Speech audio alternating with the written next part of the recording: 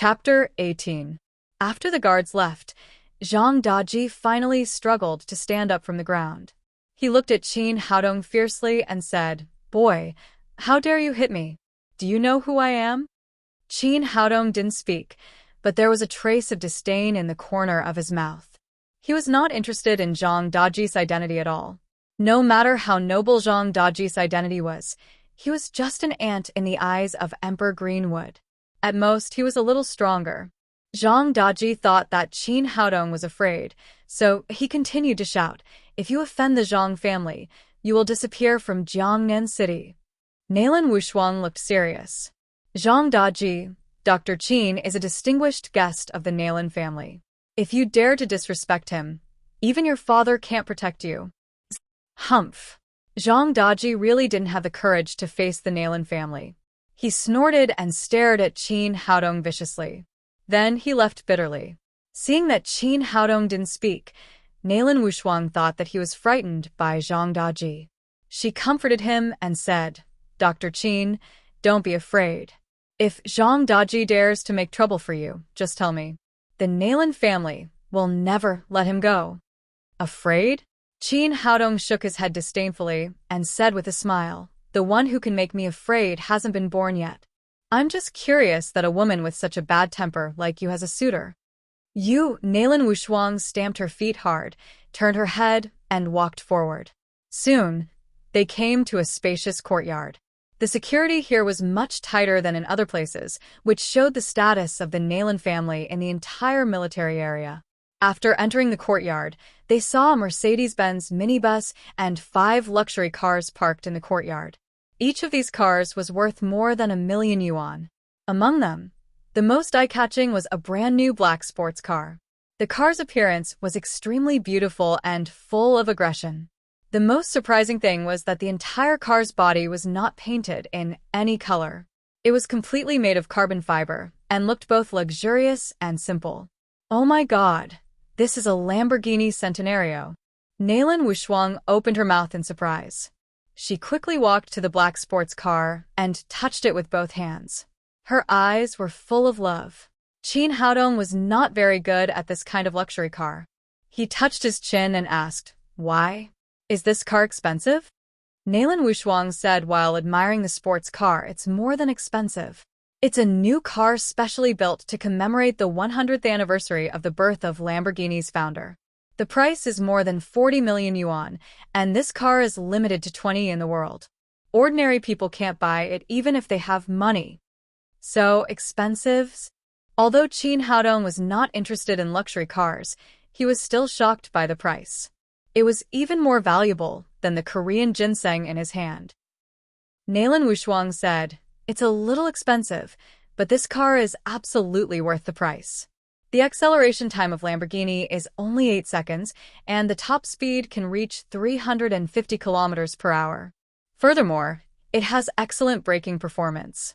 From a speed of 100 kilometers per hour to a stop, it only needs a distance of 30 meters.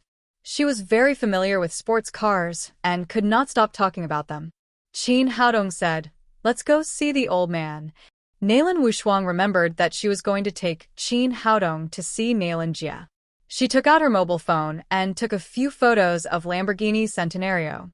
Then she reluctantly left and walked inside with Qin Haodong. In the spacious hall, Nalan Jia was wearing comfortable exercise clothes and sitting on a large leather sofa. Opposite him stood a young man in his 20s. Behind the young man stood a tall, bearded foreigner who looked very arrogant. Beside the foreigner, there were 7 or 8 people who looked like assistants, all holding various medical equipment and tools in their hands. "Grandpa, this is Dr. James, the most famous thoracic and pulmonary expert of the World Medical Association of M Country. I specially invited him to see you," the young man said respectfully to Nalan Jia. He was Nalan Wufeng, Nalan Jia's grandson. Nalan Jia had 4 sons. The eldest son, Nalan Hongfei, was in politics and had entered the center of Jiangnan province. The second son, Nalan Hongxiang, and the third son, Nalan Hongjun, had occupied a position in the army. The fourth son, Nalan Hongyi, was in business and had a net worth of hundreds of millions. Nailan Wufeng was the son of the second son, Nailan Hongxiang. Although he was the eldest grandson of the Nailan family, he was not favored by Nailan Jie because he was ignorant and incompetent. He only knew how to eat, drink, and have fun all day long. Although he had no ability, he knew the position of the old man in the Nailan family. He knew that pleasing the old man was more important than anything else, so this time he spent a lot of money to invite Dr. James from M Country to treat the old man. Forget it. He can't cure the disease. I have invited Dr. Qin to see the disease. Let him go back. Nailan Jie said.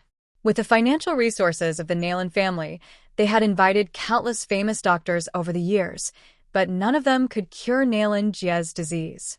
He had lost confidence in these so-called experts and professors.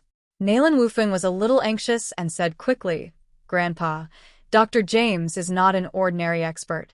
He is the most important core member of the World Medical Association. I invited him to Huaxia through many connections. He is much better than ordinary doctors. Please let him see the disease." This time, he did spend a lot of energy and money to invite James to Huaxia. He promised $1 million for the consultation fee. Naturally, he didn't want to fail. After that, he winked at Wang Dawei, the healthcare doctor behind Nailan Jie. Wang Dawei understood and leaned over to Nailan Jie's ear and said, "Sir, this Dr. James is really famous. I have read his papers in many magazines. He is especially good at treating lung diseases. Why don't you let him have a try? Otherwise, Wufeng's filial piety will be wasted." Nailan Jie thought about it and said, "Well, since he is here, let him have a try. But hurry up. Don't delay Dr. Qin's treatment." Seeing that the old man agreed, Nailan Wufeng's face lit up. He turned to the bearded man and said, "Dr. James, thank you." James nodded proudly and then waved his hand. The assistants behind him began to prepare all kinds of equipment for Nailan Jie's examination. Seeing these foreigners began to work, Nailan Wufeng came to Wang Dawei and asked in a low voice, "Brother Wang, who is this Dr. Qin that the old man mentions?" Nailan Jie had just mentioned Dr. Qin twice, which aroused his curiosity. In his impression, Nailan Jie had never respected and trusted a doctor so much. "I didn't see him either. Miss Wushuang went to pick him up. I heard that he is a traditional Chinese medicine practitioner. Yesterday, he let the old man take a 12-hour medicinal bath." A traditional Chinese medicine practitioner. Can traditional Chinese medicine cure diseases? Nailan Wufeng showed a trace of disdain. He was sent abroad to study at the age of 10. He received Western education and returned to Huaxia in recent years. Naturally, he had no good impression of traditional Chinese medicine. When Qin Haodong and Nailan Wushuang entered the room, they saw James and his assistants busy around Nailan Jie. Nailan Wushuang was slightly stunned. In the plan, there were no other doctors to treat the old man. Why did a group of foreigners suddenly come? What was going on? She was about to speak, but was stopped by Qin Haodong. Qin Haodong took Nailan Wushuang to the corner and wanted to see how Western medicine treated the disease of meridian blockage. Because everyone's attention was on Nailan Jie, no one noticed the arrival of the two of them. It had to be said that the efficiency of James's team was very high. Soon a large pile of medical data was sent to him. He read the examination results page by page. Nailan Wufeng stepped forward and asked, "Mr. James, how is my grandfather's illness?" "It's very bad. There are a lot of necrotic cells in the patient's lungs." When the bearded foreigner opened his mouth, he actually spoke fluent Huaxia language. Although it was a little stiff, it was still understandable. Qin Haodong frowned slightly. It seemed that in the eyes of Western medicine, the part of Nailan Jie's blocked meridians had been regarded as necrotic cells. "What should we do? Can it be cured?" Nailan Wufeng asked. "The World Medical Association has the most advanced medical technology in the world, and I am the best thoracic and pulmonary expert in the association. Although this disease is a little complicated, it can be cured," James said with a proud face. "Great. Thank you, Dr. James." Nailan Wufeng looked happy. If the doctor he found could cure Nailan Jie, his status in the Nailan family would be steadily improved, and he would not be as embarrassed as now. Dr. James, how should we treat it? Surgery. Surgery is the best way to treat the old gentleman. Cut off the necrotic lungs to prevent the disease area from further expanding. James said to Nalan Wufeng, you should contact the best hospital in Huaxia. I will do the surgery myself. The success rate can reach more than 95%. Hearing this, Nalan Wushuang couldn't help but step forward and said, do you think the lungs are an appendix? It will cause great damage to my grandfather's body if you cut it like that. After seeing Nalan Wushuang, Nalan Wufeng said with a smile, Wushuang, when did you come? Although he was the eldest grandson of the Nalan family, Nalan Wushuang was more favored by the old man, so her status was much higher than his. Nalan Wushuang glared at him and said, what kind of doctor did you find? Why do you want to remove the lungs for Grandpa? Before Nalan Wufeng could speak, James said, beautiful lady, you don't know medicine at all. There are 5 lobes in the human lung. Removing 2 or 3 lobes won't do much harm, as long as you pay attention to rest and take good care of your body. And the old man's condition is very serious. If the operation is not done in time, he can only live for 3 to 6 months.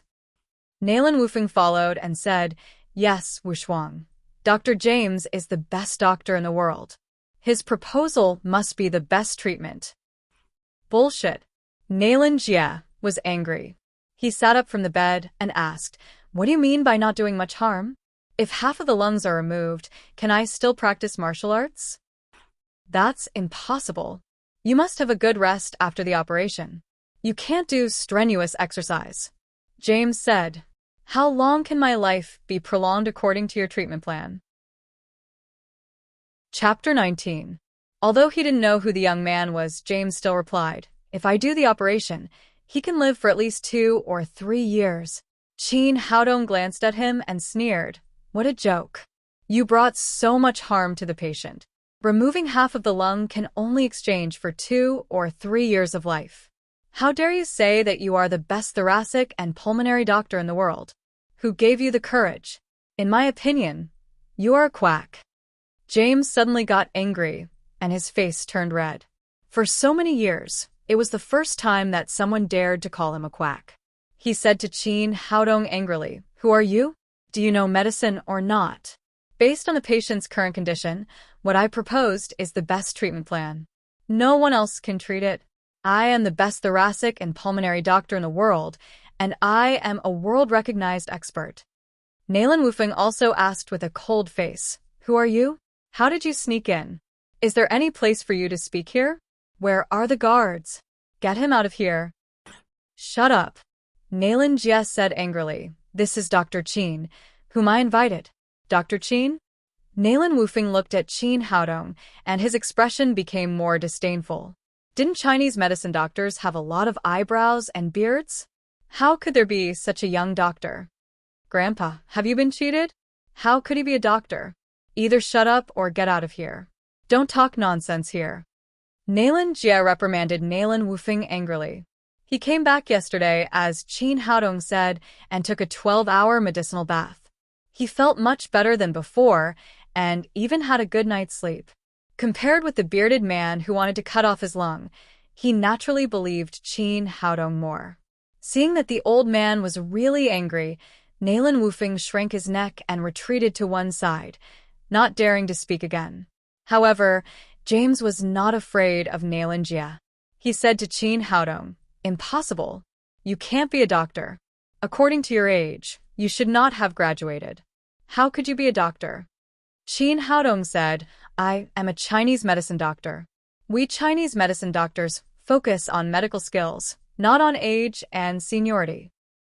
Chinese medicine doctor? Haha. Traditional Chinese medicine. James laughed so hard that his beard was stained with saliva. As he laughed, he turned around and said to his assistants, did you hear that? This is the funniest joke in the world. Traditional Chinese medicine actually came out to treat illnesses. Qin Haodong frowned and said in a cold voice, why? Is it funny? What a joke. Of course it's funny. James said, you can ask the World Medical Association. Everyone knows that traditional Chinese medicine is a lie. It's a feudal superstition and witchcraft. No one believes that traditional Chinese medicine can cure diseases. If you don't believe in TCM, that's because you're ignorant. Qin Haodong turned back and pointed to Nailan Jie and said, Mr. Nailan's disease, if we use traditional Chinese medicine to treat it, we not only don't need to remove the lungs, but also can fully recover and at least extend his life by 10 years. I just heard the funniest joke in the world, and now I'm hearing the biggest bragging in the world. In your Chinese language, this is called bragging, right? I've long heard that you Huaxia people like to brag, and today I finally see it. James shook his big head as he spoke.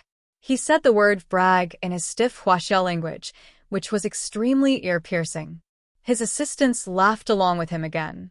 Qin Haodong stopped Nailan Wushuang, who was about to lose her temper, and said to James coldly, since you don't believe in traditional Chinese medicine, how about we make a bet? Bet, okay. How do you want to bet?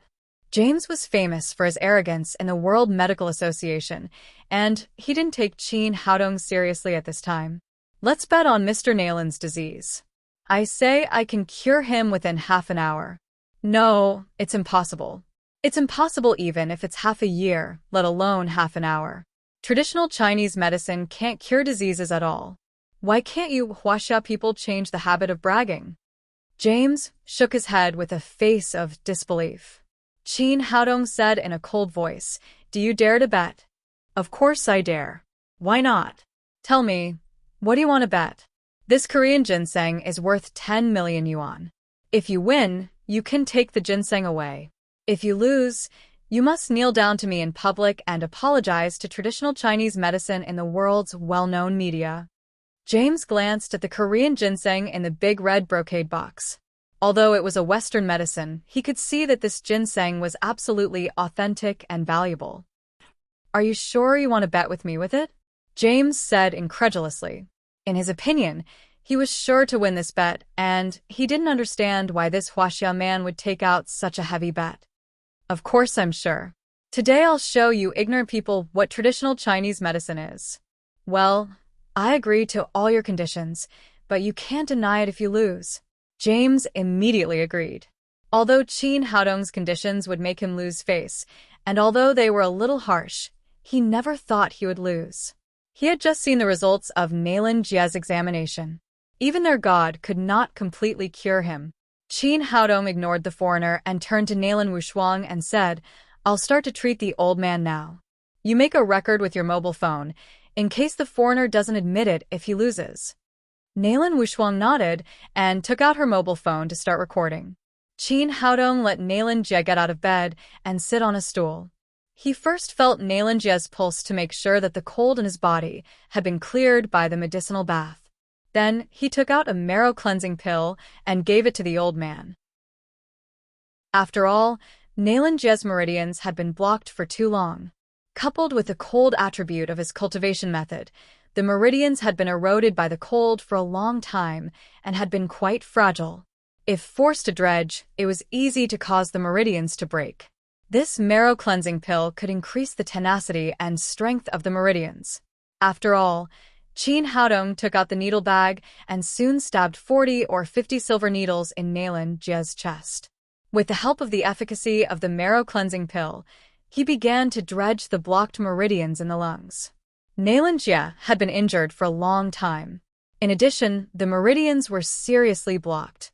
Qin Haodong did not dare to use too much force, so the treatment was time-consuming and laborious. About 20 minutes later, a fine layer of sweat began to ooze from his forehead. Suddenly, Qin Haodong raised his hand and slapped Nailan Jie on the back. Nailan Jie opened his mouth and spat out a mouthful of black blood. When the black blood fell to the ground, it immediately emitted a stinky smell. If you looked closely, you could see some black lumps. Nailan Wufeng had been watching nervously. When he saw Qin Haodong beat Nailan Jie to spit blood, he immediately cried, What happened? How did you treat the disease? Why did you beat my grandfather to spit blood? Don't talk nonsense if you don't understand. Can you cure the disease if you don't spit out the blood? Qin Haodong raised his hand and took back all the silver needles in Nailan Jie's chest. Then he turned to James and said, I've finished the treatment. It's time for you to fulfill your bet. What? Impossible. I suspect that your random treatment has aggravated the patient's condition. It's just messing around. How can you cure the disease like this?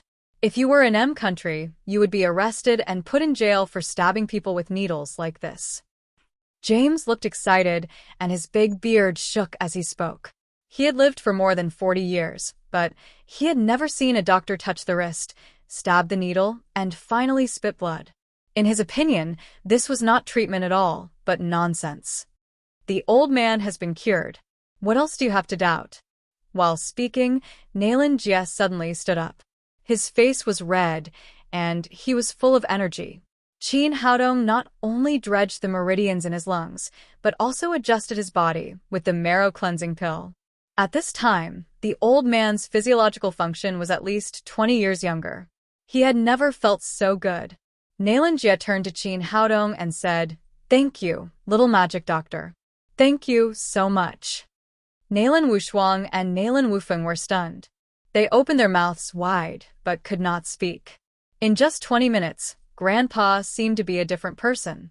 His medical skills were too amazing. James cried, "No, no, you are a group. You are acting. You Huaxia people not only like to brag, but also like to act. By the way, you are called a two-man show. It's all prepared in advance.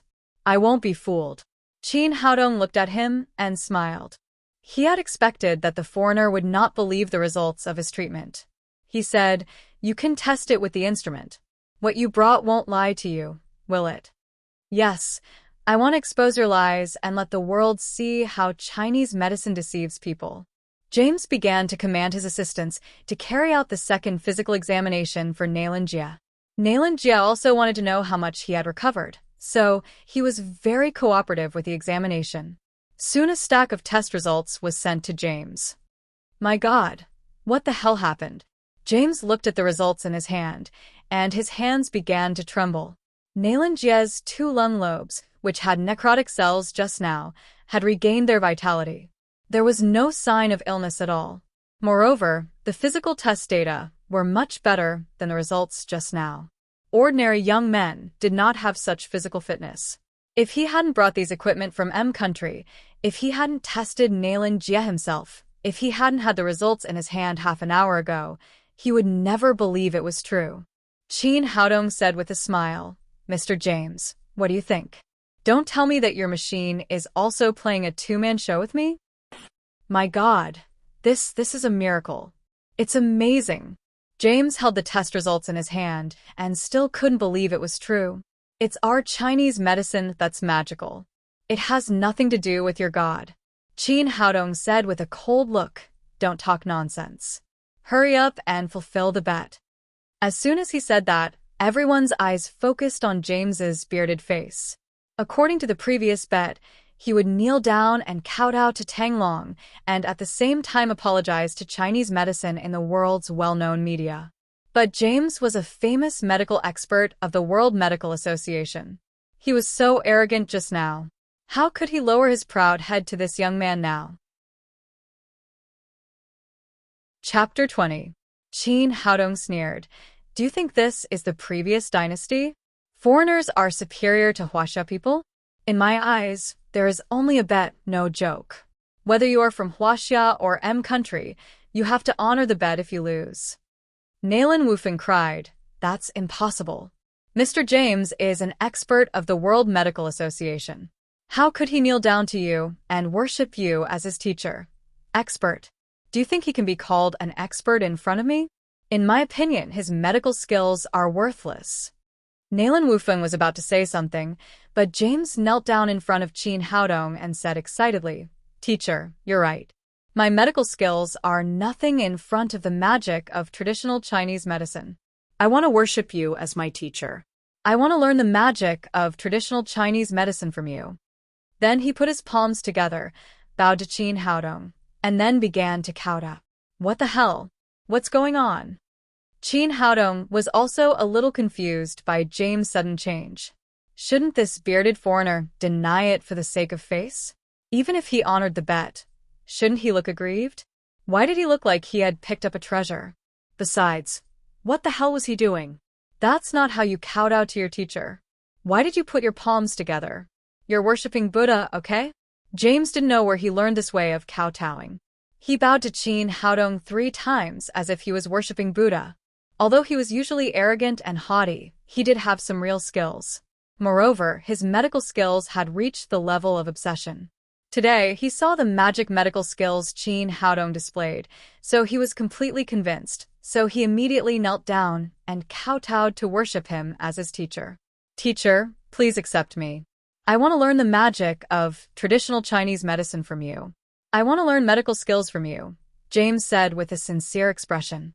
Qin Haodong was speechless. The plot shouldn't be like this. The reason why he made James kneel down and worship him as a teacher was to help the declining traditional Chinese medicine keep up appearances. He never thought of teaching this foreigner medical skills. Now James was chasing him to worship him as his teacher. He didn't know what to do for a while. Seeing that he didn't agree, James said eagerly, Teacher, I really want to learn medical skills from you. You can rest assured that I can bear it. Come on, prick me with needles.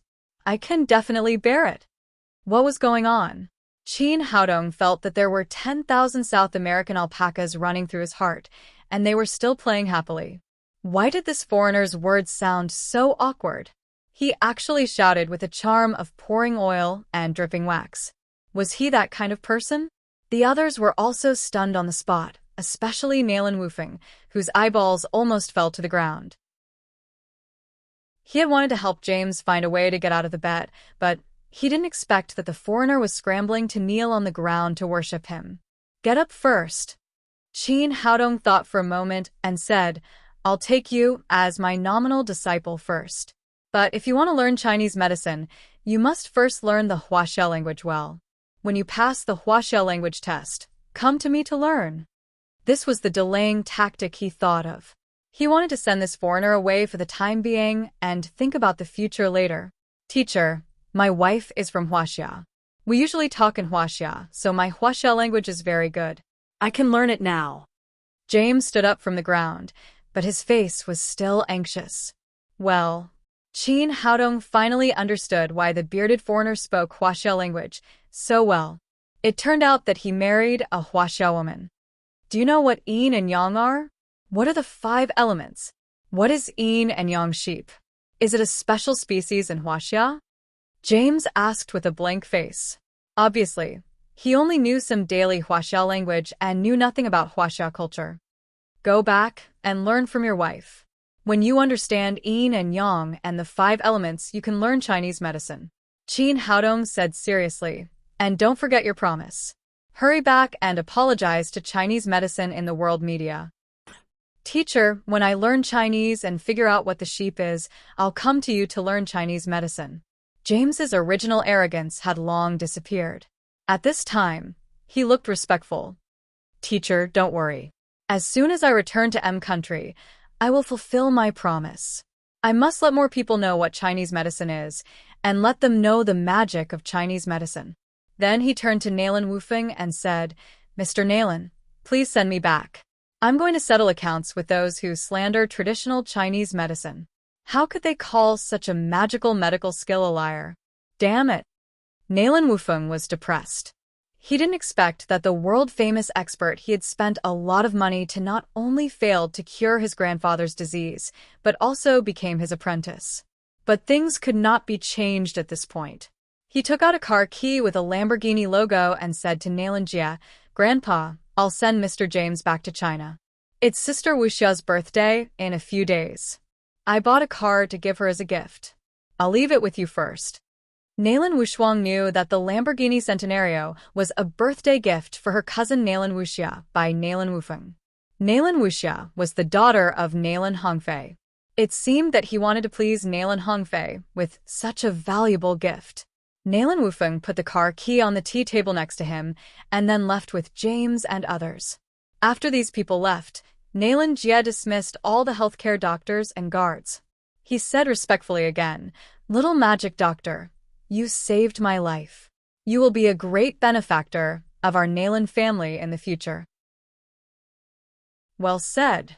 Qin Haodong nodded slightly and said, The blocked meridians in your lungs have been dredged, but You'd better not practice cultivation method. Your family's mental cultivation method is cold. If you continue to practice it, it will hurt these meridians. Nalan Jia's face changed. He had practiced the mental cultivation method for so many years, and now he had reached the small realm. He was not willing to give it up like this. No matter who was used to having extraordinary power, it was a very painful thing to suddenly lose it. Qin Haodong looked at Nalan Wushuang again and said, "There is really something wrong with your family's mental cultivation method. Don't practice it in the future, or don't think about being a mother in this life." Nalan Wushuang's face changed greatly. She had been obsessed with martial arts since she was a child, so she pestered her grandfather to practice this cultivation method. But as a woman, she didn't want to lose the right to be a mother. Nalan Jia said eagerly, "Little magic doctor, I know you are a master. Can you think of some ways? Our Nalan family will never forget your great kindness." Although Nalan Wushuang didn't speak, she also looked at Qin Haodong eagerly. Qin Haodong hesitated for a moment. He felt that the grandfather and grandson of the Nalan family were really good, so he said, "Well, practice it for me." Seeing that Qin Haodong promised to help, Nalan Jia looked happy. He immediately sat cross-legged and began to practice the Nalan family's family cultivation method. About half an hour later, Nalan Jia's genuine qi ran a big circle and Qin Haodong basically saw it. No wonder this kind of cultivation method would cause so much harm to the human body. There were too many loopholes. "Well, don't practice it," he said to Nalan Jia. "Your family's cultivation method is flawed." Nalan Jia said, "There are indeed flaws. The ancestors mentioned it when they passed it down, but it's very rare to have a set of mental cultivation method for internal strength. How can I care so much about it?" Because of this, later the descendants of the Nalan family didn't like to practice martial arts, and I didn't force them. Only Wushuang and Wuxia liked to play with spears and sticks since childhood. They chased me to learn, so I passed it on to them. Qin Haodong said, "Well, I just saw that there are a total of 18 flaws in your family's cultivation method. I'll help you modify it, and then there will be no problem." "What? You want to modify our Nalan family's cultivation method? Who do you think you are? A martial arts guru?" Nalan Wushuang didn't believe it. Although she knew that Qin Haodong's medical skills were superb, modifying cultivation methods was not a medical practice. Those who could create cultivation methods were all gurus. Although the Nalan family's cultivation method was a little worse and had some flaws, it could not be changed by anyone. Moreover, the mental cultivation method of internal strength was very important. A little carelessness would lead to qigong deviation, which was related to people's lives. Qin Haodong smiled slightly. He was one of the 5 immortal emperors in the cultivation world. His knowledge was far beyond ordinary people's imagination. It was as easy as eating and drinking to modify such a low version of cultivation method. However, this kind of thing depended on fate. If the Nalan family believed him, he would give them some advice. If they didn't believe him, it was okay. Anyway, he had just cured Nalan Jia and repaid the 100-year-old blood ginseng. Because of this, he didn't speak, just looked at Nalan Jia quietly. Nalan Jia hesitated for a moment, but soon said, "Then I'll have to trouble you, little magic doctor." Seeing that the old man chose to believe him so quickly, Qin Haodong nodded slightly in his heart. He deserved to be the head of the Nalan family. He was knowledgeable and decisive. Nalan Wushuang was still worried and said, "Grandpa, how can this be? What if he changes it randomly and goes qigong deviation?" Nalan Jia smiled and said, "There's nothing to be afraid of. My life was originally saved by the little magic doctor. Even if I throw it away, it's not a loss. Besides, I believe that the little magic doctor can create miracles." After that, he turned to Qin Haodong and said, "Little magic doctor, thank you. If you can help me get through this, the Nalan family will reward you." Qin Haodong was far less solemn than the grandfather and grandson. He said lightly, "Practice again. Just change the route of running according to what I said." Nalan Jia sat cross-legged again and began to run the family cultivation method. After a while, Qin Haodong shouted, The genuine qi goes from the Jinmen acupoint to the foot Shaoyang gallbladder meridian, around the Qitsuan Yangjiao acupoint. This way of running the genuine qi was completely different from the Nailan family's cultivation method. However, since he chose to believe Qin Haodong, Nailan Jie did not hesitate to change the route of the genuine qi. Soon, he knew that Qin Haodong was right. After changing the route, the coldness in the past did not rise from the pubic region. On the contrary, there was a warm and extremely comfortable feeling. This change made Nailan Jie believe in Qin Haodong more. The next 17 defects were completely changed according to his guidance. Chapter 21. Breakthrough. I actually broke through. Nailan Jie's old face, which was originally calm, suddenly showed a drastic change of emotion, and he was extremely excited. Originally, he thought that he could only stop at his current cultivation in this life. Unexpectedly, under the guidance of Qin Haodong, he easily broke through the previous bottleneck and reached the realm of covert power. Little Magic Doctor, from now on, you will be the great benefactor of our Nailan family. Nailan Jie stood up and bowed deeply to Qin Haodong. It's nothing. It's just a piece of cake. Qin Haodong said casually and accepted Nailan Jie's bow calmly. This kind of thing, which was almost impossible in the eyes of others, was trivial to him. Grandpa, why do you give him such a big bow? Nailan Wushuang was very surprised by Grandpa's performance. What was his identity? Not to mention in the south of the Yangtze River. Even in the whole Huaxia, no one could afford such a big bow from Nailan Jie. At the same time, she glared at Qin Haodong with eyes full of blame. How could he let the old man bow to him? Nailan Jie turned back and said, What do you know? With the great kindness of the little magic doctor to our Nailan family, of course, he deserves my bow. You also come over and give your thanks to the little divine doctor. This. Nailan Wushuang was stunned. If she had known this, she would not have said so much. Now, she also had to bow to this guy. Her mood was quite complicated now. She was grateful to Qin Haodong for saving Nailan Jie and angry that he had teased her again and again before. She was quite unwilling to bow and thank him. However, she dared not disobey Nailan Jie's words, so she had to bow in front of Qin Haodong. She wore a white round collar t-shirt today. When she bent down, the infinite spring scene poured out from the collar.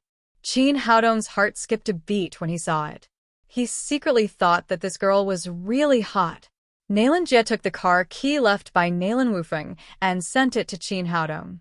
Little Magic Doctor, you have helped our Nailan family so much. Please accept this car. Nailan Wushuang could not help crying. Grandpa, this car can't be given away. Brother Tang left it to my sister. Nailan Jie's face darkened and he said, It's just a car. Why can't I give it to you? I can give it to you. After that, he took out a purple gold card from his pocket and gave it to Qin Haodong. Little Magic Doctor, please accept this card. Nailan Wushuang's expression changed greatly. She cried, Grandpa, this is your golden card. How can you give it away? Now, she even suspected that her grandfather's brain had been stimulated during the treatment to give away such expensive gifts in succession. Nailan Jie said, What's the use of this thing? Who in the Nailan family doesn't know me? Do I still need a card? It turned out that there was only one Grand Supreme Gold card. It was specially made by Nailan family for Nailan Jie. It was a symbol of status.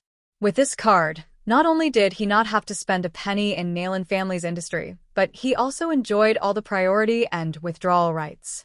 He could withdraw 100 million yuan of funds from Nailan family's industry at any time with this card. Because of the particularity of this card, Nailan Wushuang was shocked when Nailan Jie gave it to her. Although Qin Haodong couldn't see the value of these two things, he didn't care and put them in his pocket. Not to mention anything else, just the cultivation technique that he had just modified would definitely be a priceless treasure if he really took it out. Nailan Wushuang didn't expect Qin Haodong to be so rude and directly accepted Nailan Jie's gift. Just when she wanted to say something, her face suddenly turned pale and her expression was full of pain. She squatted on the ground with her hands tightly covering her lower abdomen. "Girl, how are you?" Nalan Jia remembered that his illness had been cured, but Nalan Wushuang's illness caused by the cold of cultivation method had not been cured. "Little magic doctor, Wushuang's illness is acting up again. Please help this girl." Qin Haodong looked at Nalan Wushuang, who looked painful, and said, "Give me your hand." Nalan Wushuang's face was pale with pain. At this time, she had no time to think more and immediately gave her right hand as instructed. Qin Haodong held her soft little hand and transferred pure green wood genuine qi to it. Soon the painful look on Nalan Wushuang's face subsided a lot. "Open your mouth." Qin Haodong sent a marrow-cleansing pill to Nalan Wushuang's mouth. Nalan Wushuang had just seen Nalan Jia take this kind of small pill. She knew it was a good thing for treatment, so she directly opened her mouth and swallowed it. But when her red lips touched Qin Haodong's hand, she realized that this action of swallowing was a little ambiguous and quickly lowered her head shyly. Because Nalan Wushuang's cultivation time was shorter, her illness was much lighter than Nalan Jia's. It was relatively easy to treat. After 5 minutes, the cold in her body had been removed. Qin Haodong said, "Well, remember to practice the modified cultivation method in the future. Then why don't you let go?" Nalan Wushuang glared at Qin Haodong. This guy had obviously finished the treatment, but he still grabbed her hand. "Oh, I'm consolidating the treatment," Qin Haodong said righteously. This guy was so thick-skinned. He was obviously taking advantage of her, but he said it so confidently. When Nalan Wushuang was about to argue with Qin Haodong, she suddenly felt a heat in her lower abdomen, and a stream of heat flowed down quickly. It turned out that her body was eroded by the cold. She used to have menstruation, but now the cold was gone, and her menstruation immediately became very enthusiastic. The huge flow was a little unbearable for her, and she even felt that her tight jeans were soaked. She had never felt so embarrassed when facing a big man, and her cheeks were so red that blood was about to drip out. She quickly turned around and ran to the bathroom. Looking at Nalan Wushuang's weird running posture, Qin Haodong's face showed a playful smile. This little girl was always looking for trouble with him. It was right to let her suffer a little. Now that the disease had been treated, there was no need for him to stay any longer. He got up and said goodbye to Nalan Jia. 5 minutes later, a black Lamborghini sports car appeared on the highway of Jiangnan City, attracting countless envious eyes. Here Qin Haodong drove quickly to the downtown of Jiangnan City. In the military sanatorium, Nalan Wushuang sat in front of Nalan Jia again. "Grandpa, is the reward you gave him too expensive? That Lamborghini Centenario is a luxury car worth more than 40 million yuan, and it is a birthday gift from my cousin to my little sister. I'm afraid they will be unhappy if you give it away like this." "How dare they? The little magic doctor has helped our family so much. A car is nothing." Nalan just stared and said, "There are still some days before Wuxia's birthday. Let the boy prepare another gift. If he can't, he can buy another one." Nalan Wushuang secretly grinned, thinking that it was not as simple as he thought. This kind of limited edition car was not cabbage, which could be bought with money. The most important thing was that when she was free, she had sent the photos of the car to Nalan Wuxia and told her about the birthday gift. Now this car was given to Qin Haodong by Nalan Jia. According to Nalan Wuxia's character, she would be furious when she knew it. She dared not do anything to Nalan Jia, but Qin Haodong must be in trouble. But she could only hold these words in her stomach. She dared not tell Nalan Jia, otherwise she would be reprimanded. "Grandpa, although he cured your disease, even if he is a national master of traditional Chinese medicine, it is enough to give him 1 or 2 million yuan. Last time the imperial doctor from the capital came to see you, you only gave him 100,000 yuan. He is just a little doctor. Is it necessary to give such a heavy reward? This car is okay. After all, there is a price, but the supreme card can't be measured by money at all." Nalan Jia said, "You are still too short-sighted to see how much benefit the little magic doctor has brought to our Nalan family. The value of the cultivation method he modified alone is far more than the supreme card." Isn't it just helping to correct a few defects? Is it so exaggerated? Nalan Wushuang said in surprise. There was a flash of excitement in Nalan Jie's eyes, and he said, "It's not as simple as you said." After the cultivation method of our Nalan family was modified by the little magic doctor, there were no more defects, and the level was improved at least 2 levels. Do you know how important an internal cultivation method is to a family? It is absolutely a good thing that is hard to get. Otherwise, our Nalan family would not have known that this cultivation method had defects and still passed it down for so many years. If this cultivation method is taken outside now, there will be countless families willing to buy it at a sky-high price. It is not comparable to a car and a card at all. Nalan Wushuang opened her mouth in surprise. She never thought that the cultivation method Qin Haodong gave her would be so valuable and improved so much. So it is our Nalan family who took advantage of that guy? Of course. The little magic doctor cured you and me. The 2 pills he gave us were worth a lot of gold. This time, our Nalan family benefited a lot. In addition, the invaluable cultivation method. It is not an exaggeration to say that the little magic doctor is the benefactor of our Nalan family. Nalan Wushuang nodded slightly and asked, "Grandpa, there is one thing I still don't understand. It is clear that he has not learned our mental cultivation method. How did he find the defects?" Nalan Jie said, "This is the brilliance of the little magic doctor. Our Nalan family has been practicing this cultivation method for hundreds of years, but we can't find any clue to make up for the defects. But the little magic doctor has seen through it by just watching me do a big circle. In a twinkling of an eye, he made a flawless version. This kind of ability is terrible and terrible. If I'm not wrong, he must have a very high cultivation or a very great teacher. Such a person must be tried to make friends with by all means. We must not neglect him. If we offend him, there will be a disaster." "Oh." Nalan Wushuang responded softly. She didn't expect that Qin Haodong was so important in her grandpa's mind. No wonder he sent big gifts one after another.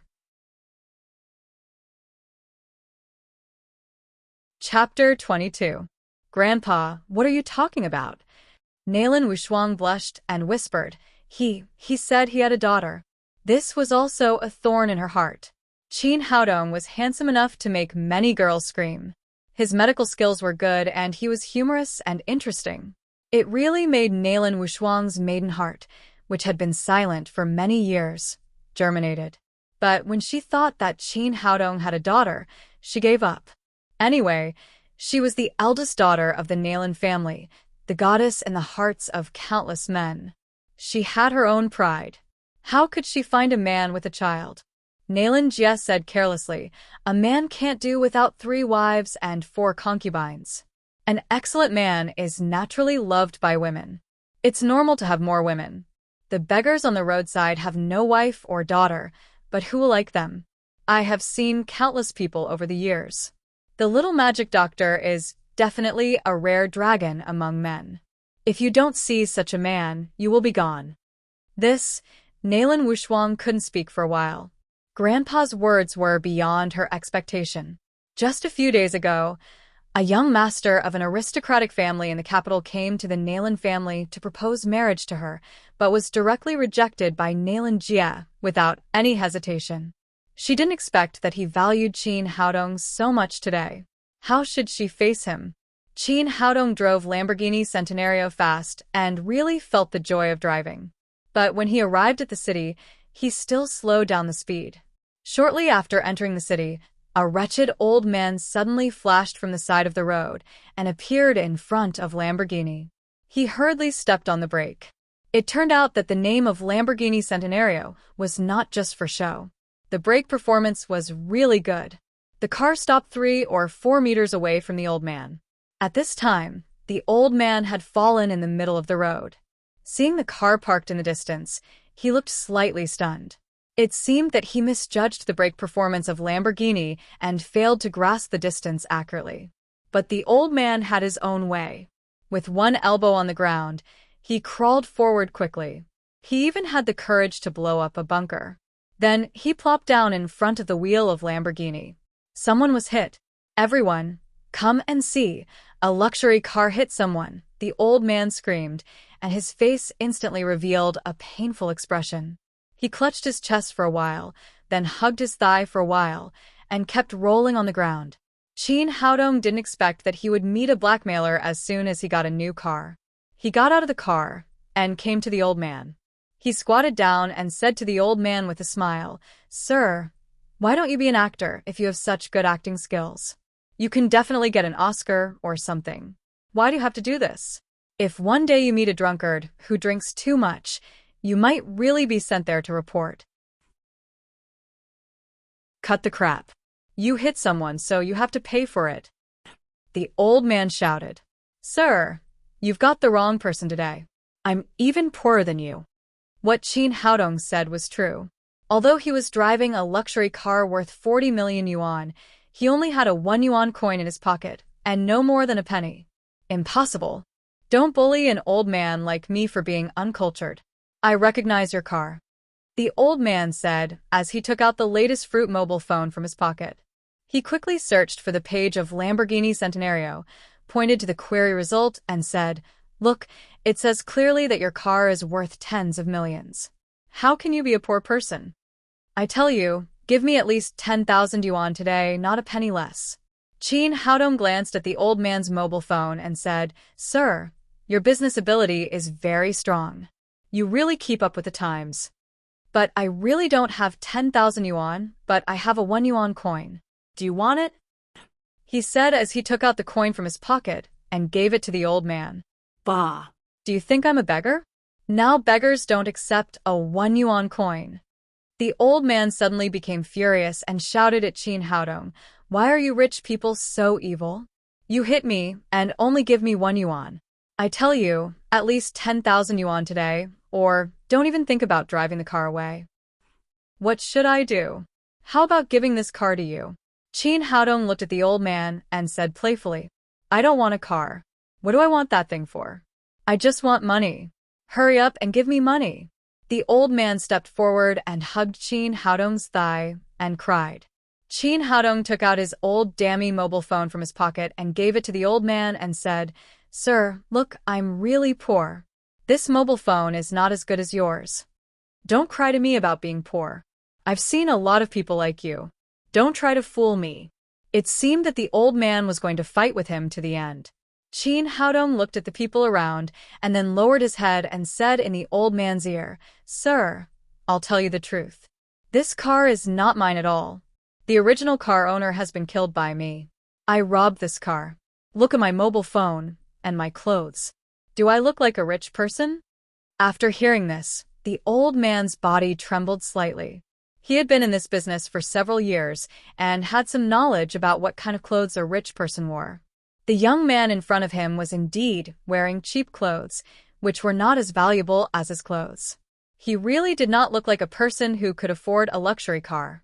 Thinking of this, he had already believed some of Chin Haodong's words, and a trace of fear slowly appeared in his eyes. "I tell you, now the police are chasing me. I don't have time to waste with you. I'm going to get in the car now. If you lie here again, you'll have to think about the consequences." After Chin Haodong said this, he pulled out his right leg from the old man's arms and turned to get in the car. At this time, the old man had completely believed Chin Haodong's words. He thought that Chin Haodong was a robber and murderer. He quickly jumped up from the ground and flashed to the side of the road. Chin Haodong started the car, and a smug smile appeared on the corner of his mouth. Although the old man looked like he was in his 60s, he was nothing in front of Chin Haodong's more than 500 years of experience. He was too young to fight with him. Seeing that the old man had made way for him, he was about to drive forward when he saw a police car roaring and stopping in front of his car. The police blocked the road, so Chin Haodong could only park the car again and get out of the car. 2 policemen got out of the police car, a man and a woman. The leader was a tall policewoman in her 20s. After seeing the policewoman, Chin Haodong's eyes lit up. This woman's figure was too good. Although she was wearing a tight uniform, she still gave people the feeling of seeing the sea. What a turbulent sea! Before the 2 policemen could speak, The wretched old man immediately ran over and shouted, Comrade police, I want to report the murderer. Is there a reward? The policewoman looked serious and asked the old man, What did you say? Who killed someone? It's him. This car was robbed by him. The original owner of the car was killed by him. After the wretched old man shouted, the onlookers were shocked and immediately moved away from Chin Haodong, completely exposing him and the Lamborghini to the policewoman's sight. Chin Haodong was speechless. He just wanted to scare the blackmailer old man and let him get out of here. He didn't expect to make such a big mistake. Comrade police, it's not like this. He wanted to explain to the policewoman, but before he finished speaking, the policewoman took a look at the Lamborghini Centenario. Her expression suddenly changed. She took a pistol from her waist and pointed it at him and shouted, Don't move. Raise your hands. Oh my God. Chin Haodong smiled bitterly. He didn't expect things to turn out like this. However, facing the policewoman's gun, he could only raise his hands very cooperatively. Comrade police, I tell you, this old man is blackmailing. I just wanted to scare him. There's no such thing as robbing the car. This car is mine, Chin Haodong tried to explain, but the policewoman didn't listen at all. She took out the handcuffs from her waist and handcuffed his hands behind his back. After that, the policewoman handed Chin Haodong to the male policeman and took him to the police car. She drove the Lamborghini Centenario back to the criminal police unit. Sitting in the interrogation room, Chin Haodong was depressed. He looked at the policewoman opposite him and said, Comrade police, this is really a misunderstanding. If you want to arrest someone, you should arrest that old man. He's blackmailing. I'm a good person. The policewoman looked at him coldly and said, Did I allow you to speak? Chin Haodong had no choice but to stay silent. Tell me, where did you get this car? The policewoman asked again. This car is really mine. Yours? The policewoman sneered. Then tell me, where did you buy this car?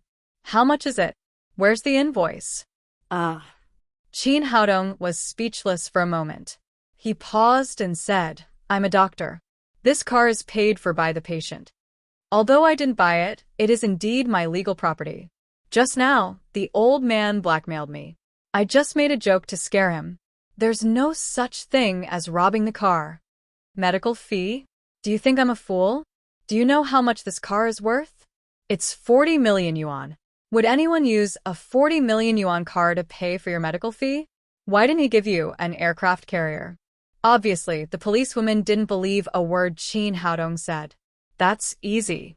I can give you the other party's phone number. You can verify it. Chin Haodong said, and told her Nalan Wushuang's phone number.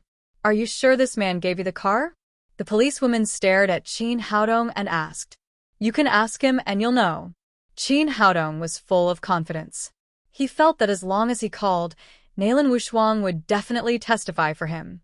The policewoman looked at him strangely, then took out her mobile phone and dialed. But the phone rang for a long time and no one answered. The policewoman dialed again, but no one answered. At this time, Nalan Wushuang was in the bathroom cleaning the dirt from the marrow cleansing pill. She didn't hear the phone outside. The policewoman put down her mobile phone, grabbed Chin Haodong's collar and shouted, Tell me, what did you do to my cousin?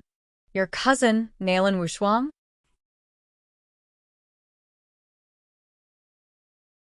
Chapter 23. Nalan Wuxia was on duty today. She'd just received a photo from her cousin, saying that Nalan Wufeng was going to give her a Lamborghini Centenario as a birthday gift. Before long, she saw the car in the photo on the road. This kind of car was limited to 20 in the world, and it was impossible for there to be a second one in Jiangnan. Therefore, she did not hesitate to arrest Chin Haodong and send him to the crime squad. In her opinion, Chin Haodong's car was either stolen or robbed. Anyway, it was impossible for him to get it through legal means. At this time, Nalan Wushuang did not answer her phone, which made her a little flustered. She thought that Chin Haodong really killed Nalan Wushuang and got the car from her. Seeing that the misunderstanding was getting bigger and bigger, Chin Haodong quickly explained, To tell you the truth, I just cured your grandfather's lung disease, and he gave me this car as a consultation fee. Your cousin may have gone to do something. Why don't you call Grandpa Nailan? Looks like you don't want to tell the truth. The more Nailan Wuxia spoke, the angrier she became. She would never believe that the young man in front of her had cured her grandpa's illness. Over the years, Nailan Jia had sought medical treatment everywhere without any result. How could he be cured by this young man in the blink of an eye? It's true. I'm a traditional Chinese medicine practitioner. I just cured your grandfather. Qin Haodong tried hard to explain. Look at you. You haven't even grown a beard yet. How dare you claim to be a Chinese medicine doctor? Even if you're lying, you should prepare a draft first. Nailan Wuxia didn't want to waste any more time with Qin Haodong since it was related to Nailan Wushuang's safety. She turned her head and waved to the policeman behind her. You go out first and turn off the electronic surveillance. Yes, Captain Nailan. The young policeman agreed and looked at Qin Haodong with pity in his eyes before he went out. Nailan Wuxia was the deputy captain of the criminal police unit. She was famous for her fighting ability in the entire criminal police unit. Everyone called her the beautiful Tyrannosaurus Rex behind her back. Because of this, the young policeman felt that Qin Haodong was doomed. He had committed the crime in the female Tyrannosaurus's house. It was easy to imagine how miserable his end would be. The young officer closed the door to the interrogation room. Soon, the red light of the surveillance camera in the corner went off. It had obviously been turned off. Qin Haodong sighed. What happened today was really troublesome. He just wanted to scare the wretched old man, but he didn't expect to cause such big trouble. It was all because of his lies. Nailan Wuxia stared at Qin Haodong coldly. She grabbed a black baton on the wall and snapped. Tell me, what did you do to my cousin? Officer, I've told you several times. I didn't do anything to her at all. Nailan Wushuang is fine. Looks like you won't tell the truth if I don't make you suffer. Nailan Wuxia raised the baton in her hand and smashed it down on Qin Haodong's shoulder. But when the baton fell halfway, it was caught by a big hand and could no longer move forward. She looked at Qin Haodong in surprise and saw that the handcuff had fallen to the ground. Qin Haodong's hands were intact, and his right hand was holding her baton. Nailan Wuxia was also an experienced policeman. After a short moment of astonishment, she immediately came to her senses and realized that the young man in front of her was not simple. She quickly stepped back, let go of the baton in her hand, and reached for the pistol at her waist. But as soon as she grabbed the pistol in her hand, she found that she couldn't move all over her body. There was a shiny silver needle in her chest. What are you going to do? Nailan Wuxia was really a little panicked and looked at the young man in front of her nervously. Qin Haodong restrained Nailan Wuxia with the silver needle and then circled around her. He thought that this girl's figure was really good. If she changed into a bikini, she would definitely blind the eyes of countless men. Let me go. What do you want to do? The more Qin Haodong didn't speak, the more nervous Nailan Wuxia became. Sister, it's not what I want to do. It's what you want to do. Qin Haodong said with annoyance. I was driving, but I met a blackmailer. You didn't interrogate the blackmailer, but you took me to the crime squad. You even used violence when you didn't agree with me, and you asked me why. Are you the kind of person who has big breasts and no brains? Nonsense. Your problem now is more serious than the blackmailer. Let me go and strive for leniency. Leniency my ass. Qin Haodong was so angry that he raised his hand and slapped Nailan Wuxia's plump buttocks. This car was given to me by your grandfather. I didn't steal it or rob it. Why do you bother me? Nailan Wuxia was so angry that her eyes were on fire. She was a famous female Tyrannosaurus in the crime squad. In the past, she was the one who abused others. She didn't expect that she would be spanked today. For a moment, she was ashamed and angry, but she couldn't move. You let me go. Can you explain it clearly if I let you go? Qin Haodong said as he took out the needle bag from his pocket and put it on the desk next to him. After opening the needle bag, hundreds of silver needles were revealed. Seeing these silver needles, Nailan Wuxia became more nervous. She regretted staying here alone, and even more regretted that she asked the little policeman to turn off the monitor in the room. Otherwise, she would not be so passive. She wanted to shout, but she held back in the end. Because this interrogation room was specially made with excellent soundproofing, no one outside could hear her even if she shouted herself hoarse. What the hell are you going to do? Looking at the shining silver needles in Chin Haodong's hand, Nalan Wuxia had goosebumps all over her body. Officer, can't you change the question? You always ask the same question. You'll know what I'm going to do soon. Chin Haodong raised his hand, and several silver needles quickly pierced into the major acupoints on Nalan Wuxia's chest. Nalan Wuxia was nervous for a while. In her opinion, Chin Haodong must want to torture her, but then she found that the silver needles did not cause her any pain. On the contrary, her chest felt very comfortable. Next, Chin Haodong pierced more than a dozen silver needles into Nalan Wuxia's left chest. Then, he flicked his fingers on the end of the silver needles. The silver needles immediately began to tremble as if they were charged. She faintly felt a flow of air in her body, and the comfort on her left chest was getting stronger and stronger. Nalan Wuxia looked at Chin Haodong in surprise and asked, "What did you do to me?" Chin Haodong said, "I told you that I cured Mr. Nalan, but you didn't believe me. I can only prove my medical skills to you. There is an old strain on your left chest. It should have been injured 2 years ago. You didn't get good treatment and recuperation after that, so the injured muscle tissue has never recovered. You will feel excruciating pain if you use too much force. Now I've cured it for you. You should believe in my medical skills." Nalan Wuxia opened her mouth in surprise. She didn't expect that Chin Haodong could know that there was an old strain on her left chest with a few glances, and he could accurately tell the time of the strain. It was really incredible. "Are you really a doctor?" she asked in disbelief. "Isn't that obvious?" Chin Haodong raised his hand and took back the silver needles that were pierced into Nalan Wuxia's chest, but he didn't pull out the silver needles that were blocking the acupoints. Who knew what the female Tyrannosaurus would do after she let go? "I've cured the injury on your chest. Can you believe me now? I can't move. How do I know if it's healed?" Nalan Wuxia stared at Chin Haodong fiercely and said, "Let me go." Well, Chin Haodong hesitated. Although he had proved his medical skills, who knew what the woman would do after she let go? What if she turned hostile? But he had to let her go. He couldn't wait like this. There would be other policemen coming in later. Just when he was in a dilemma, Nalan Wuxia's phone on the table suddenly rang. He glanced at it and found it was Nalan Wuxiang calling. "Hey, what were you doing just now? Why didn't you answer the phone?" Chin Haodong asked with annoyance. If Nalan Wuxiang had answered the phone and explained things clearly, he wouldn't have to go through so much trouble. "I just took a shower and didn't hear it. Why are you with my sister?" Nalan Wuxiang immediately recognized Chin Haodong's voice, but she was very surprised. She clearly dialed Nalan Wuxia's number. Why was it Chin Haodong who answered the phone? "How dare you ask? Do you think I want to come?" Chin Haodong simply told her how he encountered the blackmailer, how he was misunderstood by Nalan Wuxia, and how he was arrested by the crime squad. "Explain it to me quickly, or I'll be in big trouble. Your sister will send me to prison."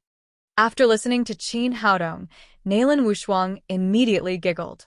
"Who told you to brag and say that you robbed the car? Don't laugh. Explain it to me quickly," Chin Haodong said, and sent the phone to Nalan Wuxia's ear. Soon, Nalan Wuxiang finished explaining the matter. After hanging up the phone, Chin Haodong said to Nalan Wuxia, "Do you believe me now? I'll let you go, but you can't play with guns casually anymore." After that, he reached out to pull out the silver needle in Nalan Wuxia's chest. At this moment, the door was banged, and the little policeman just rushed in from outside. "Captain, it's urgent. Captain Wang wants to see you." The little policeman was a little clumsy. After entering the door, he just saw Chin Haodong withdraw his right hand from Nalan Wuxia's chest. Nalan Wuxia happened to have her back to him, so he couldn't see clearly what happened in front of her. From his point of view, Chin Haodong was standing with Nalan Wuxia in a very ambiguous posture, and his hand was just on Nalan Wuxia's chest. He withdrew it because he opened the door. The little policeman was stunned and swallowed the rest of the words. What the hell was going on? Did the deputy captain ask him to go out and turn off the surveillance just to do this kind of thing with this toy boy? Although the toy boy was very handsome, wasn't he too impatient? After the silver needle was pulled out, Nalan Wuxia immediately regained her ability to move. She glared at Qin Haodong with hatred, put the pistol back into the holster on her waist, and turned to the little policeman and said, "What's the matter?" "Here's the thing." The little policeman came to his senses and said, "Captain Wang has been keeping an eye on a major drug trafficking case these days. He got a message that the drug trafficking gang will make a deal in 2 hours. Just now, Captain Wang brought back a henchman of the drug trafficking gang, but this guy didn't say where the deal was. He was very tight-lipped. Captain Wang wants to call you to discuss how to ask for the location of the deal." Nalan Wuxia was the deputy captain of the criminal police unit. The Captain Wang that the little policeman mentioned was Captain Wang Jianfeng. "Okay, let's go," Nalan Wuxia said, and was about to leave with the little policeman.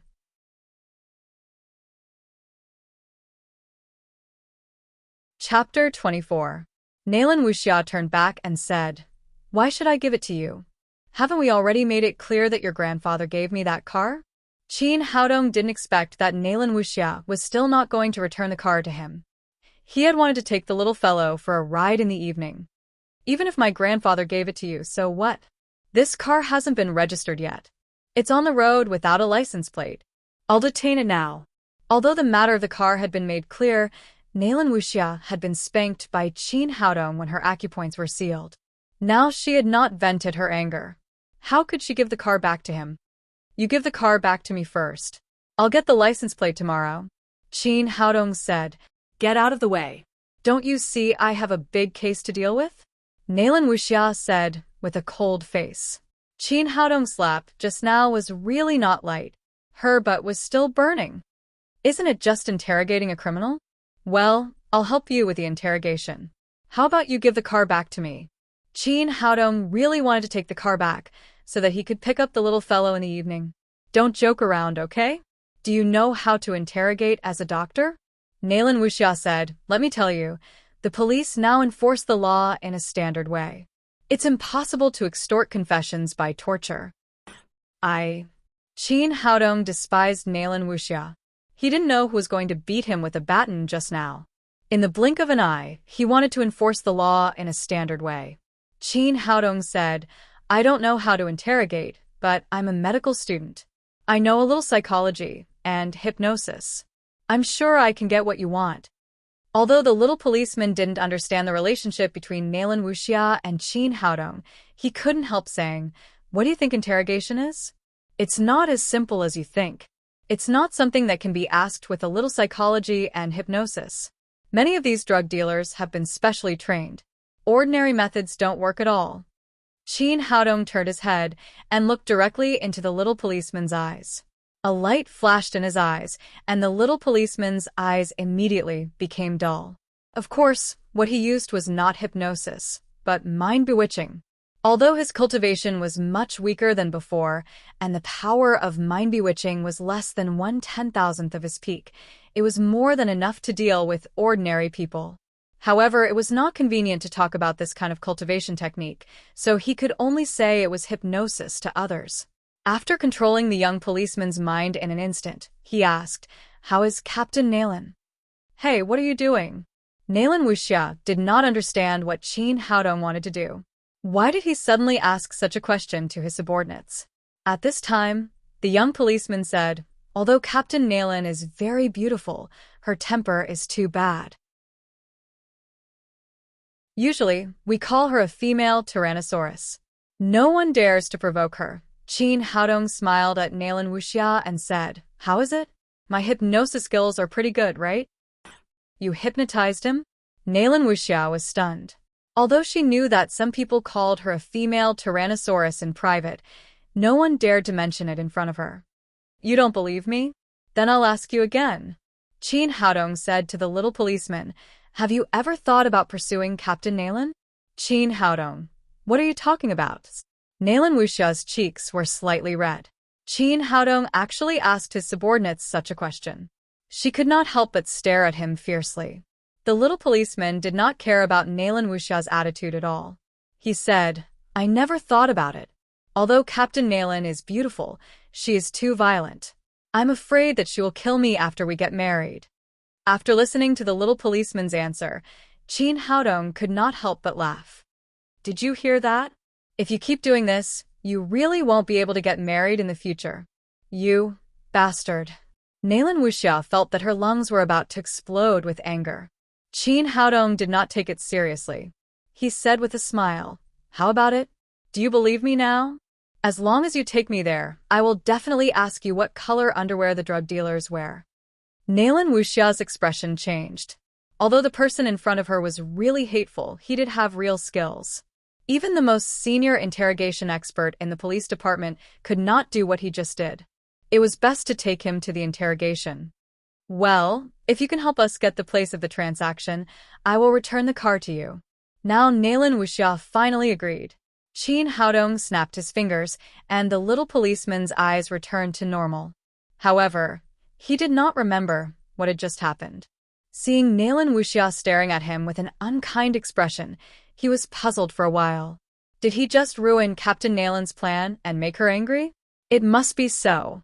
It seemed that he had to be careful in the future.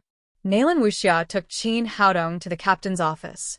A middle-aged policeman with an anxious look was pacing on the ground. He was the captain of the criminal police unit, Wang Jianfeng. After Nalan Wuxia entered the room, Wang Jianfeng immediately said, Captain Nalan, I remember you said that there is a classmate who is an expert in interrogation. Can you quickly ask him to help? Today's case is very important. There will be a huge drug deal in 2 hours. We must seize all time to get the place of the transaction and then take action quickly. Nalan Wuxia said, Captain Wang, there is no need to find an interrogation expert. You can ask Dr. Qin to try. Then she introduced Qin Haodong to Wang Jianfeng. Captain Wang, this is Dr. Qin Haodong. His medical skills are very good. Wang Jianfeng looked at Nalan Wuxia in surprise and said, Captain Nalan, you are not kidding, are you? We are going to conduct an interrogation, not to treat the prisoner. Why do you want a doctor? He was really anxious. The time of the drug deal was getting closer and closer. It would be too late to wait a little longer. Nalan Wuxia said, Captain Wang, Dr. Qin is very good at hypnosis. You can let him try. Captain Nalan, what time is it now? There is no time to try. We must ask the training expert to come immediately. Wang Jianfeng obviously did not take Qin Haodong seriously. Although he had heard of successful cases of hypnosis to help with interrogation, he did not think that the young man in front of him, who was about 20 years old, had this ability. Qin Haodong stopped Nalan Wuxia, who was about to say something. He stepped to the desk, picked up a piece of paper and a pen, and turned to Wang Jianfeng and said, Tell me the password of your mobile phone and bank. Wang Jianfeng said, The password of the mobile phone is 4 sixes, and the password of the bank card is 6668888. Qin Haodong wrote these numbers on the A4 paper, waved his hand to remove the mind-bewitching, and then gave the A4 paper in his hand to Wang Jianfeng. Wang Jianfeng only felt dizzy for a moment. He did not know what he had just done, nor did he understand what the young man meant by giving him a piece of paper. He took a look and was suddenly shocked. He stared at it and asked, How did you know the password of my mobile phone and bank card? Of course, Captain Wang told me himself. Otherwise, I am not a god. How could I know?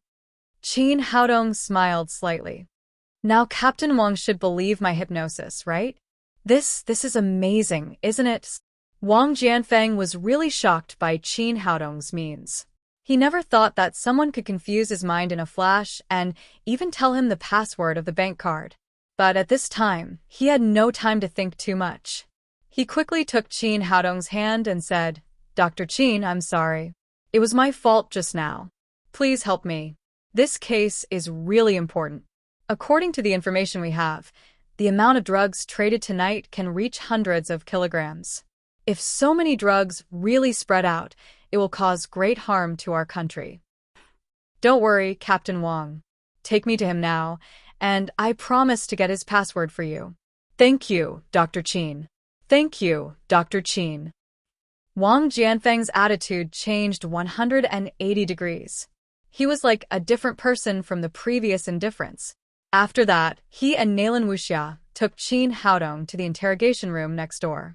A young man in his 20s was sitting on the iron stool in the interrogation room.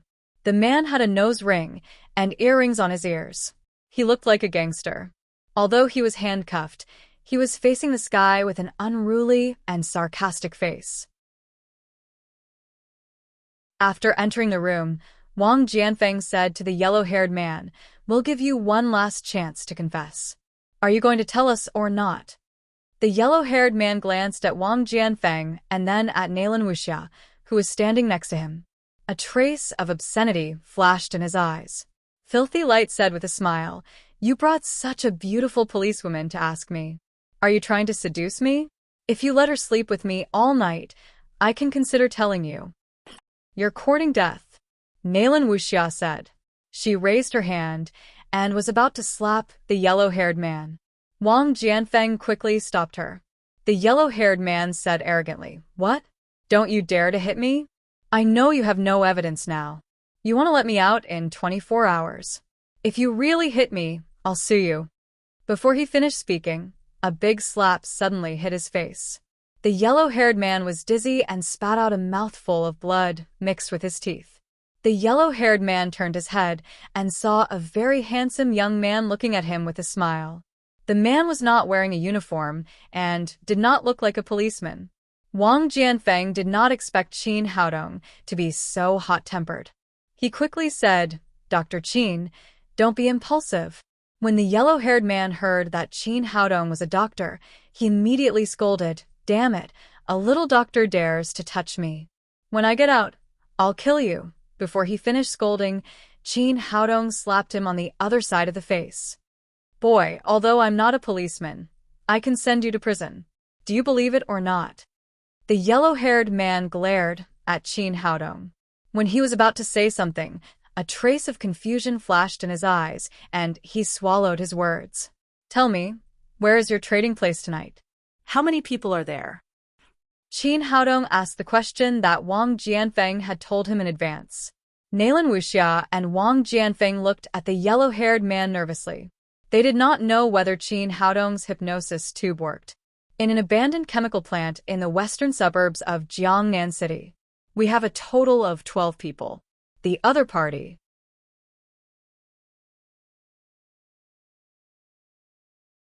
Chapter 25. Wang Jianfeng was overjoyed. He didn't expect that the problem he had been asking all afternoon would be solved by the young man in front of him in a few words. He then said to Qin Haodong, "Dr. Qin, it's almost an hour before the transaction. If we go to the chemical factory by ourselves, it will take longer. It may be too late. Can you let this man lead the way for us?" "No problem." Qin Haodong readily agreed.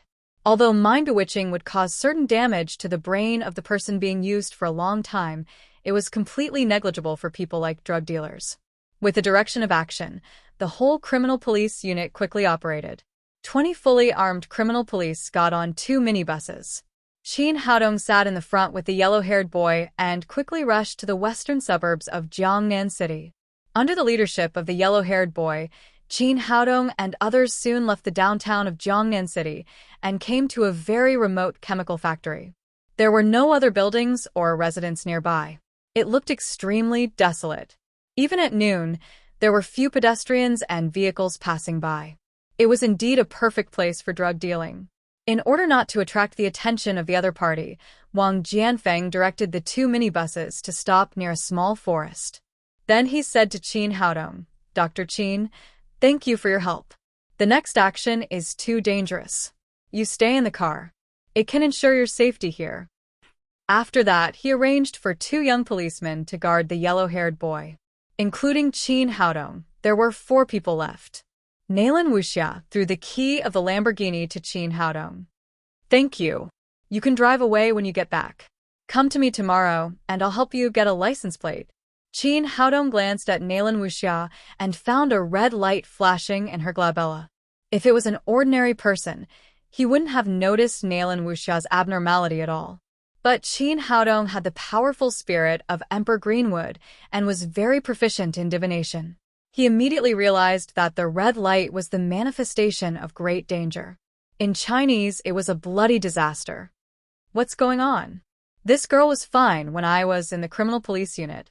How did she get a bloody disaster so soon? Is it because of the cases in front of me? Qin Haodong calculated in his heart and secretly pinched his fingers to calculate for Nalan Wuxia. Then he frowned. It was right. This violent girl was indeed going to have a bloody disaster soon. She might even lose her life. Wait. Qin Haodong stopped Nalan Wuxia, who was about to turn around and get off the car. He said, "Is there something wrong with this case? Don't drug deals usually take place at night? Why did you choose noon today?" Before Nalan Wuxia could speak, Wang Jianfeng said, "Dr. Qin, you don't know this. Drug dealers have always been very cunning. The time of drug dealing is not fixed. It's not strange that they choose noon." The leader of this drug trade was nicknamed Sad Dog. He was a famous drug lord. In a big roundup last year, his brother Lao Wu resisted arrest with a gun and was shot dead by Captain Nalan on the spot, but he escaped. This guy has always been vicious and cunning. He has escaped the police's arrest many times. This time, it's very likely that he wants to do the opposite of us. Qin Haodong thought for a moment and said, "Captain Wang, can you take me with you? I want to see how you catch drug dealers." Nalan Wuxia said, "Do you think this is a TV series?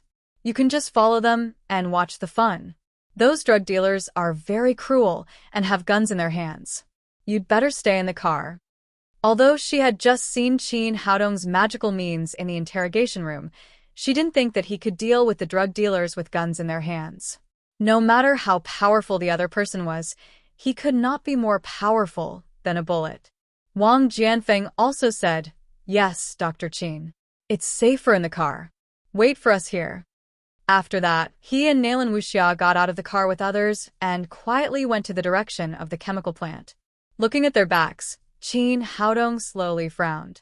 Nalan Jia had risked his life for Huaxia all his life. He was also a hero of the country. Nalan Wuxia had made a lot of trouble for him today, but she was also a good policeman. He couldn't just watch her lose her life. Since she met him, it meant that this girl should not die. He should help her. Thinking of this, he told the two policemen in the car to get off and pee. He also went to the direction of the chemical plant. But he didn't meet with Nalan Wuxia and others. Instead, he hid in the dark. Nalan Wuxia and Wang Jianfeng carefully entered the chemical plant with their subordinates. Soon they found all kinds of cars parked in the plant. They believed that this was the scene of a drug deal. The blonde didn't lie. They slowly sneaked into the plant. It had been abandoned for a long time. Everywhere was shabby. In the middle of the plant, there was an atrium hall, which was very spacious. There was a circle of corridors on the second floor. At this time, in the atrium, two groups of people were looking at each other. On one side, there was a one-eyed man with an eye mask. Behind him stood more than 10 people. Several henchmen carried 4 or 5 big suitcases in their hands. The suitcases were bulging. It seemed that there were a lot of things in them. On the other side, there were 5 big men in black suits. The leader was a big bald man. There were several bulging woven bags beside him. Nalan Wuxia and Wang Jianfeng looked at each other. It seemed that this was the scene of a drug deal, but they didn't see Sad Dog here. Nalan Wuxia whispered in Wang Jianfeng's ear, "Captain Wang, there are exactly 12 people on the one-eyed man's side. It's just like what the blonde said. But we don't know where Sad Dog is hiding." Wang Jianfeng frowned and said, "Let them hide first. Let's wait and see." After that, he made a few gestures to the people around him to hide. Those policemen all hid and didn't rush to take action. On the other side of the hall, the one-eyed man said to the bald man, "Lao San, you're right on time." The bald man touched his head and smiled. "Of course. I always do what I say. Where's Brother Dog? Why didn't he come?" "Brother Dog had something to deal with. He asked me to bring you the goods." The one-eyed man waved his hand to a henchman behind him. The henchman opened a suitcase and took out a bag of white powder. He gave it to the bald man. The bald man took it. He picked up a little white powder with his fingernail. He put it into his nostrils and sniffed it. He showed an extremely satisfied expression. After a sneeze, he said, "Good stuff." The one-eyed man said, "Of course.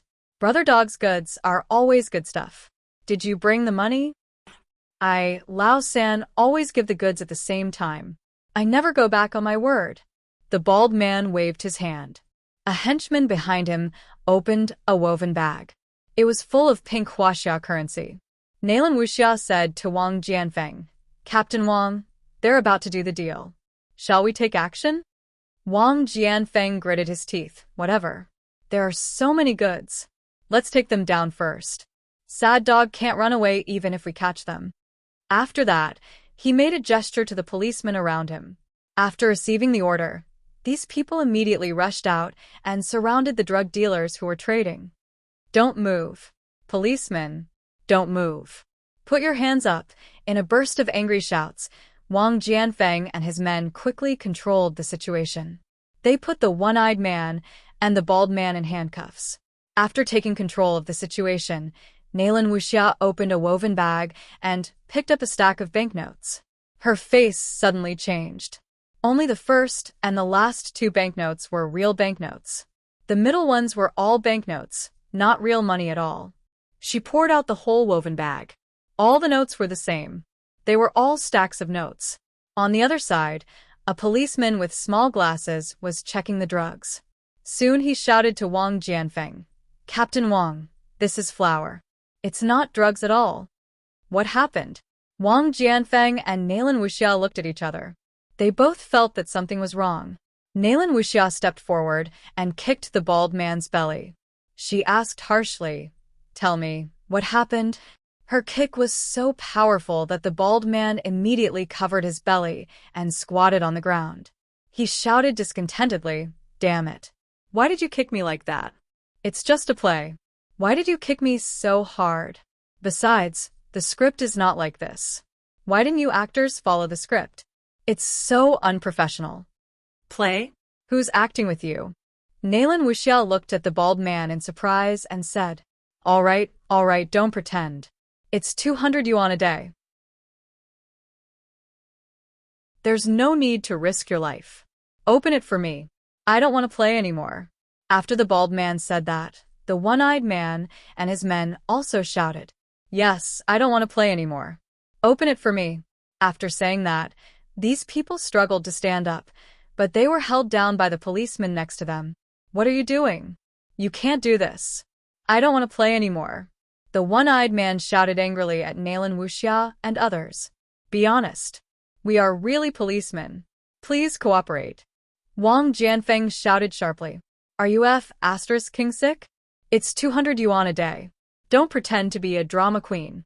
Let go of me, or I'll beat you up." The one-eyed man shouted discontentedly. Wang Jianfeng and Nalan Wuxia had realized that something was wrong. Seeing that the scene was out of control, Wang Jianfeng took out the pistol at his waist, raised his hand and fired a shot, breaking the glass of a window with a bang. Looking at the ejected shell and the smoking muzzle, the one-eyed man, the bald man and others were dumbfounded. It was obviously not a prop for acting, but a real pistol. You are really policemen?" The one-eyed man asked with a puzzled look. Wang Jianfeng put away the pistol and took out a police card from his pocket. He handed it to the one-eyed man and said, "Look, I'm a criminal policeman from the Criminal Police Brigade of Jiangnan City. Someone reported that you are carrying out a drug trade. Now, we are investigating you." The one-eyed man saw the police card clearly. After seeing the police card, he panicked and said quickly, "Comrade police, this is a misunderstanding. We are all extras. The director told us that we are playing a drug trade scene here. Misunderstanding. It's really a misunderstanding. We are actors for 200 yuan a day, not drug dealers. That thing can kill us." The bald man and the others who had been captured also began to cry out. Now Wang Jianfeng completely realized that something was wrong.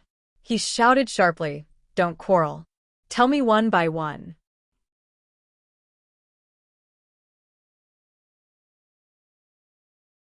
Chapter 26. One-eyed dragon panicked and said, "We are all extras working in the film site. Originally, we were paid 100 yuan a day. But yesterday, a generous boss came and offered us 200 yuan a day to act in a scene of drug dealing. He provided us with these props." Nalan Wuxia shouted, "Nonsense. There's not even a camera here. How can it be a film site?" I asked that too. That man said they used the most advanced secret equipment and couldn't see people. We didn't think too much at that time, so we believed him. After all, we could only earn 100 yuan a day as extras, and we could earn 200 yuan in 2 hours. I didn't expect such a thing to happen. "Who sent you here?" Wang Jianfeng asked. "It's me." A voice sounded above their heads. Wang Jianfeng and Nalan Wuxiao looked up and saw more than a dozen men in black standing in the corridor on the second floor. The black muzzles in their hands were all pointed at them. The leader was Sad Dog, the big drug dealer. "Oh no, we were fooled." Wang Jianfeng immediately realized what was going on. He reached for the pistol on his waist and heard a series of gunshots. The ground in front of his feet was splashed with gravel. It was Sad Dog who fired the gun. He blew the smoke from the muzzle and shouted arrogantly, "Behave yourselves. Whoever moves, I'll send him to hell." Nalan Wuxia and Wang Jianfeng's faces turned livid.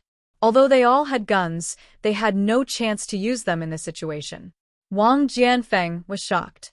It was Sad Dog who set a trap for them today. He used these extras to set a big trap. He shouted harshly, "Sad Dog, what are you going to do? Don't forget this is Huaxia. You can't do whatever you want." "I know this is Huaxia. If I kill all of you, I won't have a good life. I can let the others go, but not that woman." Sad Dog's expression changed. He looked ferocious, and his eyes were full of murderous light. "She killed my brother, Lao Wu. Today, I must bring her to Lao Wu's grave and sacrifice her head to my brother." As soon as he said that, everyone's face changed. It turned out that Sad Dog's target was Nalan Wuxia. "This is impossible," Wang Jianfeng shouted, and the other policemen quickly formed a circle to protect Nalan Wuxia in the middle. "Don't think that I don't dare to do anything to you. At most, I'll go abroad and never come back to China," Sad Dog said with blood-red eyes. "I will count to 3. Get out of my way, or I will beat you into a sieve." After that, he raised the pistol in his hand and began to count. 3, 2, stop. If you have something to say, come at me. Nalan Wuxia bypassed Wang Jianfeng and stepped out of the crowd. Although she was a woman, she had courage that did not lose to men. She could not let these colleagues die because of her. If she was alone, she could still fight to the death. But in the current situation, if she pulled out her gun and fought back, it would inevitably cause many casualties, so Nalan Wuxia chose to sacrifice herself. Seeing Nalan Wuxia, Sad Dog shouted crazily, "Bitch, I only had one brother, but you killed him. I'll blow your head to avenge my brother." After that, he was about to pull the trigger. Nalan Wuxia closed her eyes, but her heart was full of unwillingness. Being a policeman was her life ambition, but she did not expect that she would die in the hands of a drug dealer. Avenge my ass. Before Sad Dog pulled the trigger, he was suddenly slapped on the back of his head and directly fell down from the corridor on the second floor. The slap was so powerful that Sad Dog saw stars. But this guy was not an ordinary person, and he did practice martial arts for several years. When he was about to fall, he did a somersault and landed on the ground, but the gun in his hand flew out. He turned his head to see who attacked him.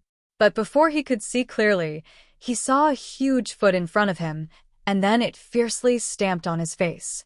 Sad Dog was kicked 7 or 8 meters away. When he got up from the ground, his mouth was full of blood, and there was a bloody footprint on his face. This time, he saw clearly that there was a young man in his 20s standing behind him, smiling at him. "Bastard! How dare you hit me? Shoot him, and turn him into a sieve." Sad Dog got up from the ground and shouted fiercely to his men on the corridor. Wang Jianfeng, Nalan Wuxia, and the others were dumbfounded. They did not expect that Qin Haodong would show up at this time, and they did not expect that he would beat Sad Dog so badly. Hearing Sad Dog's order to shoot, Nalan Wuxia quickly put her hand on the pistol on her waist. At this moment, she could not care less and decided to fight with these drug dealers. Wang Jianfeng and the other policemen also moved quickly and pulled out their pistols, but they were surprised to find that the drug dealers on the corridor did not shoot. On the contrary, they were motionless, standing there like wooden sculptures, as if they had been immobilized. "What are you shouting for?" Qin Haodong raised his hand and slapped Sad Dog's face, making him fall to the ground. Then he stepped on Sad Dog's back and said to Nalan Wuxia with a smile, "Sorry, I was a little slow in dealing with those people up there. Did I scare you?" Well, Nalan Wuxia and Wang Jianfeng opened their eyes wide in surprise. They had never dreamed that things would turn out like this, and they did not understand how Qin Haodong could make those people stand still in the corridor. "Don't just stand there. Cuff him now, I don't have time to step on him all the time. And those guys up there, send someone to deal with them with me." After saying that, Qin Haodong kicked Sad Dog to Nalan Wuxia's feet. Nalan Wuxia came to herself, and first she kicked Sad Dog hard, and then she took out her handcuffs to handcuff him tightly. Sad Dog raised his head, looked at Qin Haodong, and shouted fiercely, "Boy, who are you? How dare you ruin my plan? I won't forgive you." Before he finished shouting, he saw the sole of a shoe appeared in front of him again, and kicked hard on his face. Wang Jianfeng led his subordinates to the corridor on the second floor, and they were surprised to find that there was a shiny silver needle in the back of each drug dealer's head. Qin Haodong led the way, and every time he pulled out a silver needle, the police behind him would cuff the drug dealer. Soon more than a dozen drug dealers' guns were taken away, and they were escorted to the courtyard.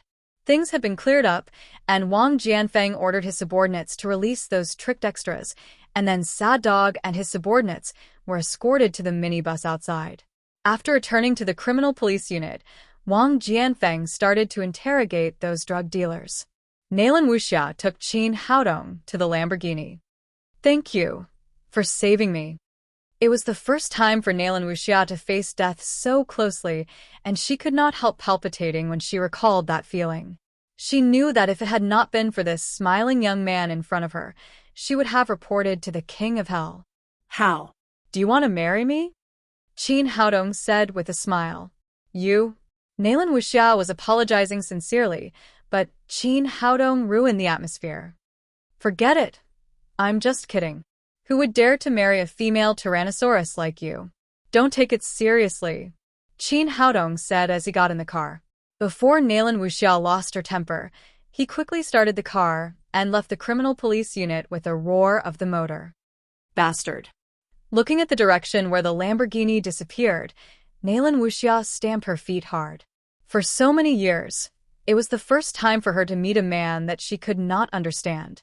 As soon as Qin Haodong got out of the criminal police unit, the phone in his pocket rang. He took a look and found it was Lin Momo. "Where are you?" Lin Momo's voice came from the other side of the phone. "I'm out for a ride. Are you with that girl?" After saying this, Lin Momo herself was surprised for a while. Why did she ask such a question? "No, I'm out for a ride alone." "What's the matter?" Qin Haodong asked. "Oh, well, I have a meeting right now, and it may be a little late to pick up Tang Tang. Could you pick her up for me first?" Don't be so polite.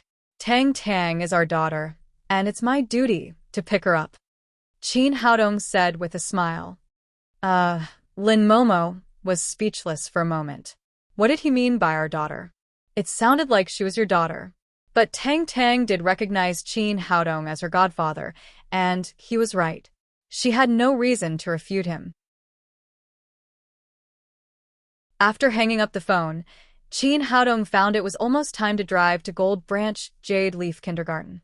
Qin Haodong parked the car in the parking lot at the school gate, then walked into the kindergarten and found Tang Tang's class. "Sir, who are you looking for?" In the classroom, a young female teacher in her 20s asked. The female teacher was very beautiful. She was tall and had shoulder-length hair. Her business suit set off her plump figure incisively and vividly.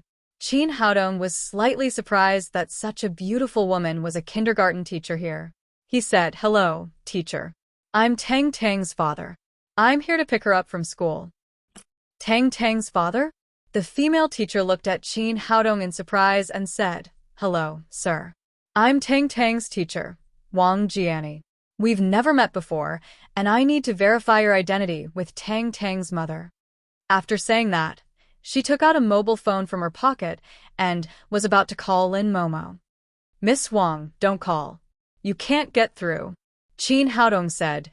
"Tang Tang's mother has a meeting. It's not convenient for her to answer the phone now, so she asked me to pick her up."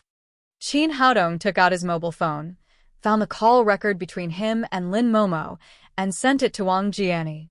"Papa, you're here to pick me up." At this time, the little fellow saw Qin Haodong. She ran out of the classroom happily and threw herself into his arms. Looking at Tang Tang and Qin Haodong's intimate appearance, and then looking at the call record on the mobile phone, Wang Jiani said, "Sorry, I've never seen Tang Tang's father before, so I asked a few more questions." "It doesn't matter. I'm responsible for Tang Tang. My name is Qin Haodong. We'll be familiar from now on." Qin Haodong had a good impression of this responsible and beautiful female teacher. After saying hello, he walked out of the kindergarten with Tang Tang.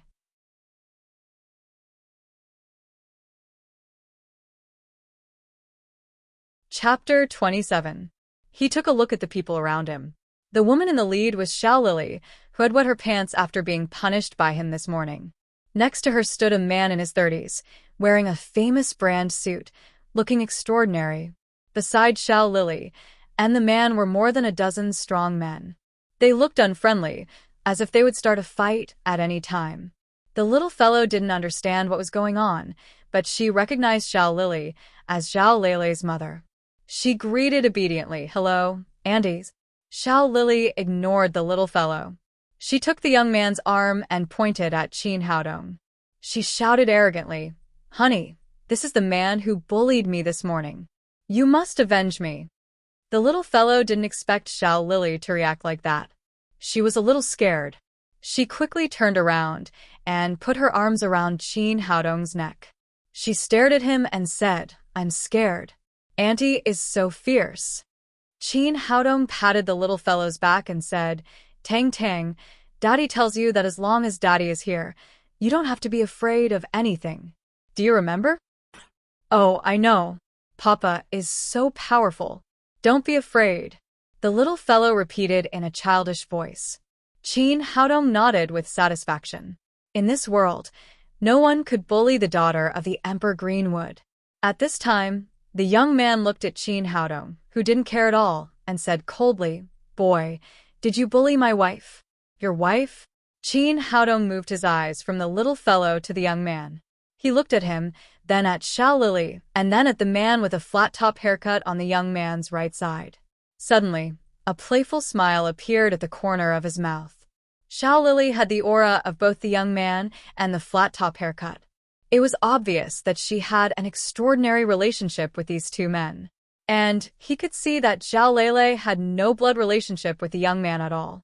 On the contrary, he had a blood connection with a flat-top haircut. Suddenly, when he looked at the young man again, he seemed to see a green light shooting up to the sky. It was a man with a green head. Seeing Qin Haodong's eyes moving back and forth between the three, Xiao Lily felt nervous for no reason. But then she thought it was impossible. Qin Haodong couldn't know her private affairs. "Hubby, look at how arrogant he is. Quickly teach him a lesson." Qin Haodong looked at the young man playfully and said with a smile, "Are you really her husband?" The young man said proudly, "Of course. You bullied my wife, Zhao Hongmao. I will make you pay the price today." "Your name is Zhao Hongmao?" Qin Haodong asked in surprise. He didn't expect that the man in the green hat was called Red Riding Hood. "What? Have you heard of me?" Zhao Hongmao, of course, didn't know what Qin Haodong was thinking, and there was a hint of pride on his face. "No, I just think your name is good." Qin Haodong smiled. No matter how slow Zhao Hongmao was, he could tell Qin Haodong's smile was not right. He turned to Xiao Lily and said, "Honey, how do you want to teach him a lesson?" Xiao Lily looked at Qin Haodong's handsome face, and a flame of jealousy flashed through her eyes. Why couldn't such a handsome man belong to her? If she couldn't get him, she would destroy him. She cried, "Honey, I want you to teach him a lesson. Beat him until his mother can't recognize him." "Honey, I'll satisfy you," Zhao Hongmao said, and turned to the man with a flat-top haircut beside him. "Biao, did you hear what your sister-in-law said? Teach this brat a good lesson." "Don't worry, big brother. How dare he make sister-in-law angry? I'll teach him a lesson, even if he's the king of heaven." Zhang Dabiao answered, and then looked at Qin Haodong.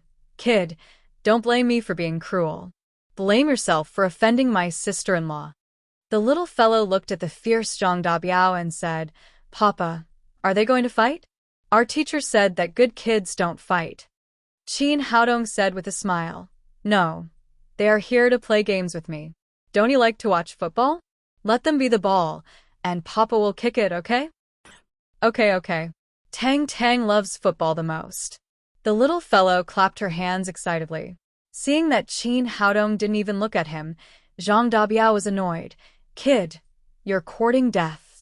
After that, he waved his fist, which was as big as a casserole, and hit Qin Haodong in the face. This guy used to be a special soldier in the army. He was expelled from the army because he made a mistake, but his skills were still very strong. This punch was powerful and heavy, like a tiger. Zhao Hongmao said to Xiao Lily, "Honey, don't worry. I won't let anyone who dares to bully you and our daughter live a good life." Before he could finish, Qin Haodong lifted his right leg and kicked Zhang Dabiao's lower abdomen. Zhang Dabiao was hit hard, and his body bent. Then he flew out like a ball, and with a bang, he fell into the trash can on the side of the road. Okay, Papa is kicking the ball." The little fellow was happy at once. The people around opened their mouths in surprise, especially Zhao Hongmao. He knew Zhang Dabiao's ability very well. Usually 4 or 5 people couldn't even get close to him, or else he wouldn't be the head of security. He didn't expect that Qin Haodong would kick him like a ball. Zhang Dabiao struggled to climb out of the trash can. He grabbed a piece of banana peel off his head and shouted to his men angrily, "Are you King stupid? Come on, beat this kid hard." After he gave the order, the dozen of people rushed to Qin Haodong together. Holding Tang Tang in his arms, Qin Haodong dodged left and right and kicked them from time to time. The tall figures were suddenly thrown out and rolled around in the open space in front of the kindergarten. So fun. Papa is so great. Tang Tang's only fear had disappeared, and she was excited to see Qin Haodong kicking these people like balls. These people also saw Qin Haodong's power. Some of them got up from the ground and hid far away, and some just crawled on the ground and pretended to be dead. Anyway, no one dared to come to him again. When Zhang Dabiao, the leader of these people, rushed up for the second time, he was kicked in the butt, and now he was still hanging on a branch. Qin Haodong killed these little ants in a joke and turned to Zhao Hongmao and Xiao Lily. "How about it? Do you still want to play?" Zhao Hongmao was completely shocked by Qin Haodong's skills, and he couldn't say a word for a while. Xiao Lily was still arrogant. She stepped forward, pointed at Qin Haodong's nose, and shouted, "Toy boy, don't think you're so great just because you know some martial arts. My husband is the vice president of Lin's group. You can't afford to mess with him." Lin's group? Qin Haodong was slightly stunned. As far as he knew, there was only one Lin's group in Jiangnan City. Could this person be Lin Momo's man? At this time, Qin Haodong didn't say anything, and Xiao Lily thought she scared him, so she shouted more arrogantly, "Now you're scared, right? Kneel down and apologize to me, and the little bastard in your arms, kneel down in front of me." Qin Haodong had been smiling all the time, but now his face suddenly turned cold. Every dragon had a reverse scale, and touching it would mean death. The little fellow was his reverse scale. He didn't care much about Xiao Lily coming to make trouble, but now she was insulting the little fellow as a bastard in public, which was unacceptable to him. "Kneel down." With an angry shout, Xiao Lily suddenly felt a huge chill shrouding her. She shivered all over and knelt on the ground uncontrollably. "Your face is like a peach blossom, but your heart is like a snake and scorpion. A vicious and jealous woman like you should be punished." Qin Haodong reached out his right hand and gently brushed Xiao Lily's face. No one knew what he did, but then Xiao Lily's whole face changed. Her mouth was slanted, her eyes were crooked, and her nose collapsed. She couldn't be uglier. So ugly, so ugly. Tang Tang, don't look at it. The little fellow reached out her two chubby hands to cover her eyes, and didn't look at Xiao Lily again. What did you do to me? Xiao Lily screamed at Qin Haodong. She had seen something strange in the eyes of the people around. Qin Haodong said in a cold voice, "This appearance is just right for a woman with an ugly heart like you." He ruined Xiao Lily's face for the sake of the little fellow. If Tang Tang wasn't here, Xiao Lily would have been killed on the spot. What? What did you do to me? Xiao Lily was completely panicked. Trembling, she took out the makeup box from her bag and took a look at herself. Seeing the ugly face in the mirror, she suddenly let out a heart-wrenching scream. She had always used her beautiful face as her capital to fool around with men. Now her face was ruined. She was completely screwed. "Honey, hubby, help me take revenge. Help me kill him. Kill him." Zhao Hongmao glanced at the disgusting face beside him and couldn't help but shiver. He yelled at Qin Haodong, "What did you do to my wife? Make her change back, or Lin's group won't let you go. No matter how good you are at fighting, you can't fight against the whole Lin's group." Qin Haodong glanced at him disdainfully. "You talk big. Can you represent Lin's group?" Of course I can. "Let me tell you, I'm the vice president of Lin's group. Of course I can represent Lin's group." Zhao Hongmao originally wanted to pressure Qin Haodong with his identity and force him to change Xiao Lily's face back. At this time, a long Bentley stopped in front of the kindergarten. "Since when did you become the boss of Lin's group?" The door opened and Lin Momo, who looked cold and like a queen, got out of the car. Zhao Hongmao didn't expect to meet Lin Momo at this time. His heart skipped a beat, and he suddenly had a very bad feeling. Mama, hug. I miss you so much." The little fellow screamed and threw herself into Lin Momo's arms. Miss Lin." Zhao Hongmao was completely dumbfounded. Not only him, but Zhang Dabiao and his men who had just climbed down from the tree were also dumbfounded. They were all from the security department of Lin's group, and Zhang Dabiao was the captain of the security department. Zhao Hongmao and Zhang Dabiao had a good personal relationship. Today, he asked the security department to help teach a poor boy a lesson, so he didn't think much about it. He directly changed his clothes and ran out. They never dreamed that they were going to deal with the family of Lin Momo, the president of Lin's group. It made them want to die.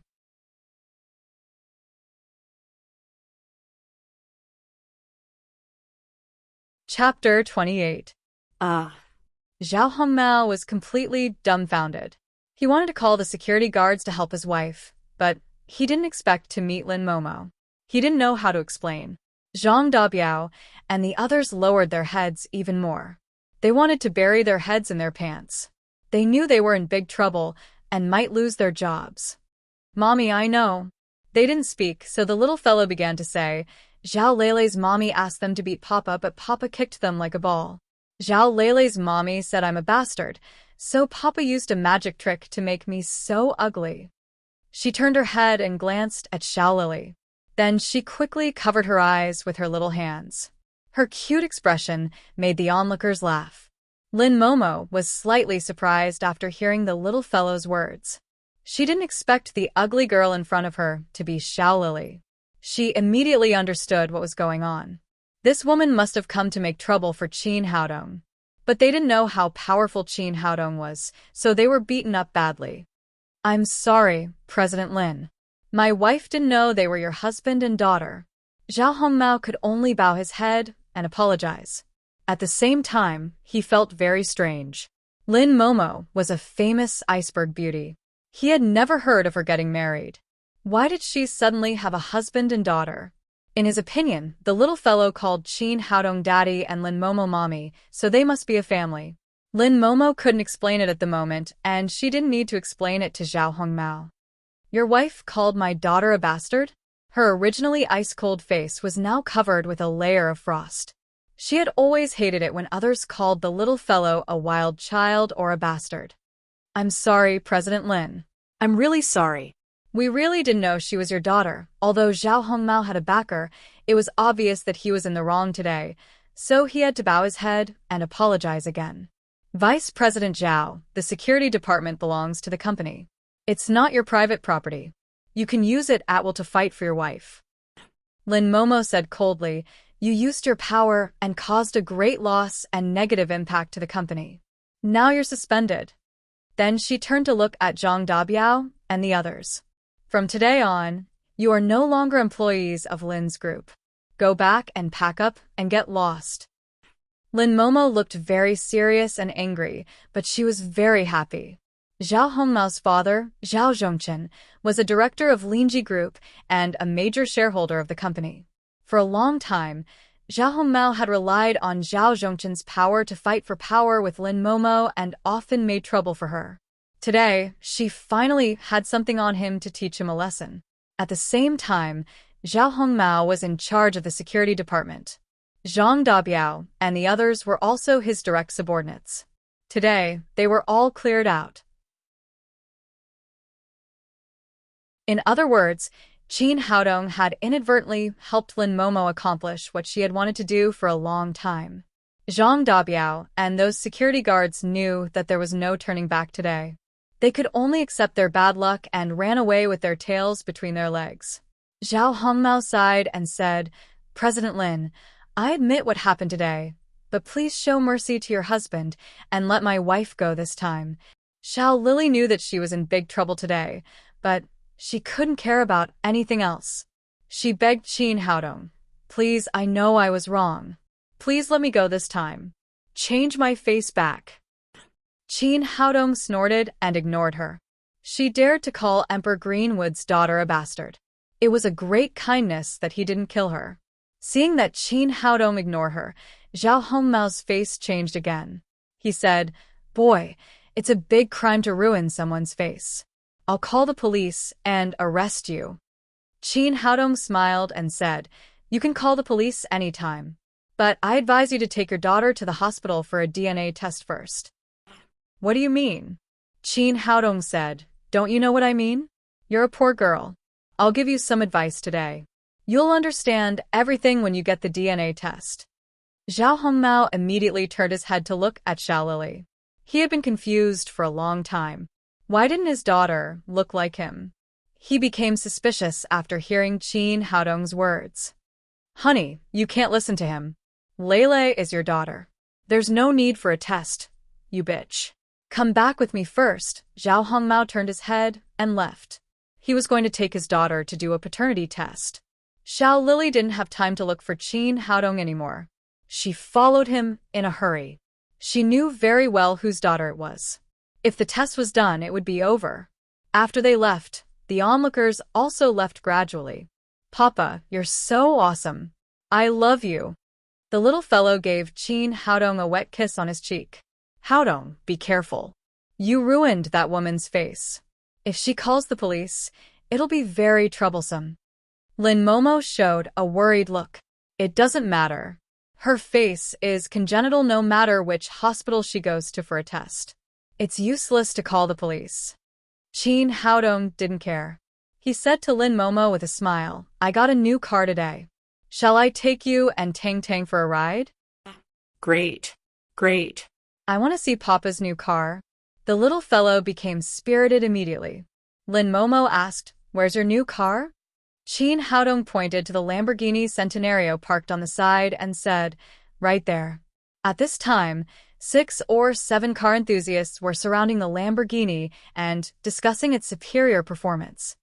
Papa, your car is so beautiful. I want to sit in it.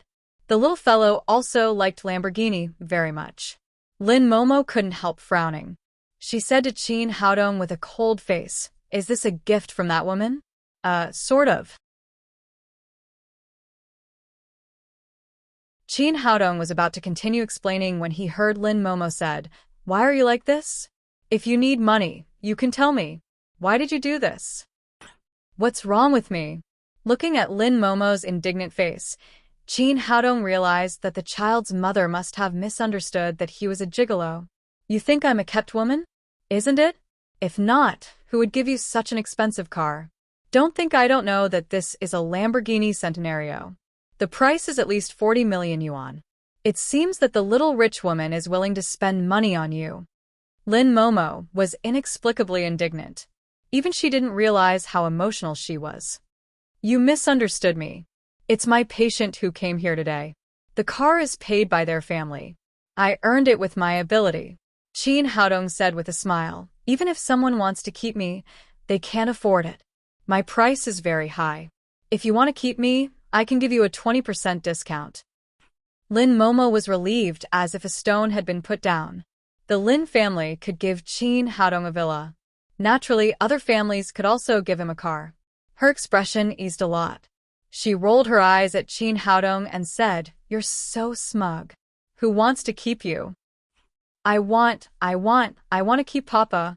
The little fellow immediately shouted. Then she asked, Papa, what do you mean by keeping? Qin Haodong reached out and took Tang Tang. Inadvertently, his big hand touched her towering chest, which made Lin Momo's cheeks blush. Qin Haodong secretly took advantage of her. He was happy in his heart, but he said to the little fellow seriously, keeping means giving food, clothes, and money. Oh, so Mama is keeping me. Daddy and Mommy should keep me. It's not keeping. Qin Haodong knew that it was difficult to explain to the little fellow. He changed the topic and said, Tang Tang, Pop will take you and Mommy for a ride, okay? Lin Momo said, Forget it. We've been delayed for so long today. It's time for dinner. Tang Tang should be hungry. Let's go home first. Then she didn't return to her Rolls-Royce. She sat in the passenger seat of the Lamborghini with the little fellow in her arms. Qin Haodong drove the family of 3 back to the Lin's villa. After entering the house, the food was ready. Lin Ziyuan was sitting at the table waiting for them to come back. After dinner, he glanced at Qin Haodong from time to time, as if he wanted to say something. Qin Haodong had a good impression of his father-in-law. He said, Mr. Lin, if you have something to say, just say it. Well, it's hard to say. Lin Ziyuan said with embarrassment. Mr. Lin, we're all family now. If you have something to say, just say it. After Qin Haodong said that, the little fellow also shouted, Yes, Mr. Lin, we're all family. We're all family. Then I'll say it. Lin Ziyuan was a little embarrassed, but he finally said, I have a very good friend. I heard that your medical skills are excellent, and you cured Momo's illness. I want to ask you for a favor. It's very simple. I'm a doctor. It's natural for me to treat patients. Besides, he's Mr. Lin's friend. No problem. Qin Haodong readily agreed. At the same time, he was very surprised. Lin Ziyuan just wanted to ask him to treat a patient. Why did he beat around the bush? Well. Lin Ziyuan's face turned red and he said, I'm not treating people. I want to treat dogs. As soon as he finished speaking, before Qin Haodong could speak, Lin Momo said reproachfully, Dad, what are you talking about? Haodong is a doctor. He treats people, not a veterinarian. How can he treat dogs? After that, she also secretly glanced at Qin Haodong. If other doctors with such high medical skills were asked to treat dogs, they would definitely be angry. Qin Haodong didn't feel angry, but he was also amused. No wonder Lin Ziyuan hesitated. It turned out that he wanted to ask him to treat dogs. This father-in-law was really amazing. The little fellow cried, Dogs, I like dogs. Lin Ziyuan said, Dr. Qin, I'll be frank with you. If it's an ordinary dog, I won't ask you.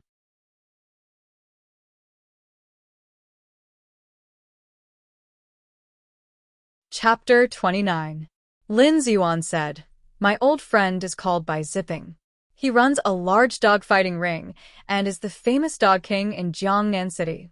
Some time ago, he bought 2 purebred snow mastiffs from Tibet, which cost more than 30 million yuan. So, expensive? Lin Momo's big eyes widened. Although she controlled Lin's group's assets of hundreds of millions, she never thought that 2 dogs could be sold at such a high price. These are purebred snow mastiffs, so the price is naturally expensive. Moreover, the mother mastiff was pregnant with puppies when she bought them, which cost a lot of money. Lin Ziyuan sighed and said, Bai Zipping's plan was very good, but he didn't expect that the two snow mastiffs would be very uncomfortable after coming to Jiangnan City and have been sick. Although two puppies were finally born 2 days ago, the puppies are also sick and don't know how to drink milk at all. Although he has invited a lot of well-known veterinarians, there is no way at all. If it goes on like this, I am afraid that the 4 dogs, 2 adults and 2 children will die. Yesterday, I drank with Bai Zipping and talked about your excellent medical skills. He wants to ask you to help treat these snow mastiffs. Speaking of this, she was a little embarrassed and added, Dr. Qin, don't think too much. If it's convenient, you can help. If it's not convenient, forget it. The little fellow hugged Qin Haodong's neck and cried, Dogs, let's go. I want to see dogs. Well, let's go and have a look. Qin Haodong agreed. When he was in the cultivation world, he had also treated strange beasts. He did not reject treating people or animals. Moreover, the little fellow was clamoring to go now. Lin Ziyuan said happily, That's great. Let's go and have a look now. I don't know how long his 4 dogs can hold on. Qin Haodong nodded and followed Lin Ziyuan with the little fellow in his arms. Lin Momo did not follow them to the dogfighting ring, because she still had some things to deal with. After leaving the door, the 3 of them got in Lin Ziyuan's off-road vehicle and rushed out of the city of Jiangnan City. Half an hour later, the off-road vehicle went out of the city and came to a fork in the road 50 kilometers north of Jiangnan City, which was already very remote. After turning into a small road and walking for a short distance, they encountered 2 sentries in succession.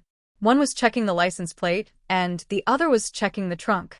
Lin Ziyuan was afraid that Qin Haodong would be unhappy, so he hurriedly explained, It took Bai Zipping 5 years to build this dogfighting ring, and he invested a huge sum of money of 9 figures. Naturally, he has to make some restrictions on the people who come here. If something really happens, it's not just a matter of money. Fortunately, the inspectors were familiar with Lin Ziyuan. After a brief look, they quickly let him go. After driving for about 10 minutes, they finally arrived at the dogfighting ring. From the outside, it looked like a holiday manor with lush vegetation. A few European-style villas surrounded a large domed building, and all kinds of luxury cars could be seen everywhere. After the 3 of them got out of the car and walked into the dogfighting ring, a man who looked like a butler came up to them. Mr. Lin, you're here? Lin Ziyuan was a frequent visitor here, and the housekeeper was very familiar with him. Where is Bai Zipping? Take me to him. The boss is in the kennel behind. The situation of several snow mastiffs is getting worse and worse. The 2 little ones may die. The boss has just hired a famous veterinarian from the provincial capital, and he is treating the snow mastiffs in the kennel. The housekeeper said as he led the way, and Qin Haodong and the other 2 followed. The domed building was the dogfighting ring. Behind the dogfighting ring was a large area for raising dogs. The kennel was very unique, and all kinds of precious dogs could be seen everywhere. The little fellow was very excited when she saw these dogs. She kept shouting, Dogs. Dogs. It's so fun. Papa, I want a dog, too. Qin Haodong said, Okay, listen to me first. I'll get you the most beautiful and lovely dog later. Okay, I'm going to have a dog at last. The little fellow's face was full of excitement. The area of the dogfighting ring was large enough. They walked for a full 10 minutes before they came to a large kennel. If the other kennels in front were ordinary houses, this kennel was a luxury villa. Not only had an area of more than 100 square meters, but it was also a fully enclosed fiberglass building with excellent lighting. At the same time, the kennel was also equipped with air conditioning. Although it was summer in Jiangnan, the temperature in the kennel was very low, about 12 or 13 degrees. The temperature difference between the outside and the inside was very big. After coming in, Lin Ziyuan couldn't help but shiver. Qin Haodong had genuine qi to protect his body. The little fellow's physique was also greatly enhanced after eating the marrow cleansing pill. At the same time, the Xiantian Sutra was running automatically in her body, so there was not much discomfort. After entering the kennel, they saw the second gate, which was made of steel bars as thick as a thumb. A middle-aged man with an extraordinary aura was standing there with two people in white coats, talking to the kennel. Inside the fenced door, there were two big and two small white Tibetan mastiffs. The two adult snow mastiffs were huge, and their huge heads and claws were comparable to that of lions. The other two baby snow mastiffs were just born, like two small white fluffy snowballs, but they had no vitality at all. If it weren't for the slight tremor when they breathed, people would really think they were dead. Although the situation of the two adult snow mastiffs was better, the female mastiff was lying on the ground with her eyes closed and couldn't lift her spirit at all. The male mastiff was better. He glanced at the door from time to time, his eyes full of vigilance. The middle-aged man was by Zipping, the owner of the dogfighting ring. At this time, his face was gloomy. After seeing Lin Ziyuan, he just nodded slightly as a greeting and ignored Qin Haodong behind him. His dogfighting ring had been operating for many years, and it could be said that it was making money every day. His family was very rich, and he didn't care about the 30 million he spent on the Tibetan mastiffs. However, these two purebred snow mastiffs were extremely rare, and he was a dog lover. Naturally, he was very worried when he saw his dogs were sick. The other two people in white coats were Chu Wankai, a famous veterinarian in his 50s, who was invited by Zipping from the provincial capital. Standing behind him was the apprentice, Lu Haibin. Chu Wankai was wearing a white coat outside, an expensive suit inside, and a watch worth hundreds of thousands of yuan on his wrist. He was holding a high-powered telescope in his hand to observe the situation of the snow mastiffs. Lu Haibin stood beside him and carefully served him, holding a fan in his hand. Although the temperature in the kennel was very low, he still went forward to fan from time to time with a flattering face. Qin Haodong felt secretly funny. He was just a veterinarian. Why did he have to be so pretentious? Lin Ziyuan saw that Chu Wankai was treating the dogs. Out of politeness, he didn't speak, just stood by and watched. Papa, puppies, bye-bye. The little fellow was very excited, pointing to the two little snow mastiffs and crying, Papa, why don't the two puppies move? I want to play with them. Because they are sick. When they get well, they can play with me. Qin Haodong stood behind and coaxed Tang Tang, speaking in a low voice. But at this time, Lu Haibin, who was flattering beside Chu Wankai, was not happy. He turned back and shouted with a sullen face, Why are you making noise? Don't you see my teacher is treating the dogs? The little fellow was looking at the puppies excitedly.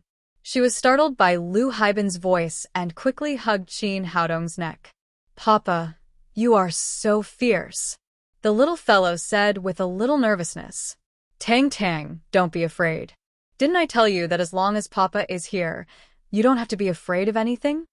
Qin Haodong glanced at Lu Haibin, took the little fellow's little hand and said, When I came here, Papa said that this is a place for raising dogs, and it is inevitable that there will be dogs barking. You? Lu Haibin was so angry that he was about to lose his temper. At this time, Chu Wankai put down the telescope, turned back and said, Don't make noise. Then he said to Bai Zipping, Mr. Bai, you know that the rule of my seeing a doctor is that I can't be disturbed. Please go out. Qin Haodong frowned slightly when he saw that the master and the apprentice were so pretentious. He was just a veterinarian. How could he ask others to leave and keep quiet when seeing a doctor? Was it really good to be so pretentious? At this time, Bai Zipping saw Qin Haodong and the little fellow and knew that they were brought by Lin Ziyuan. He and Lin Ziyuan had been friends for many years. Even if he gave up the two snow mastiffs worth 30 million yuan, the friendship between them could not be shaken. Naturally, he would not drive them away. Mr. Chu, this is my old friend and his family. Is it okay to have a look here? Before Chu Wankai could speak, Lu Haibin cried, How can it be okay? My teacher is the best veterinarian in Jiangnan province.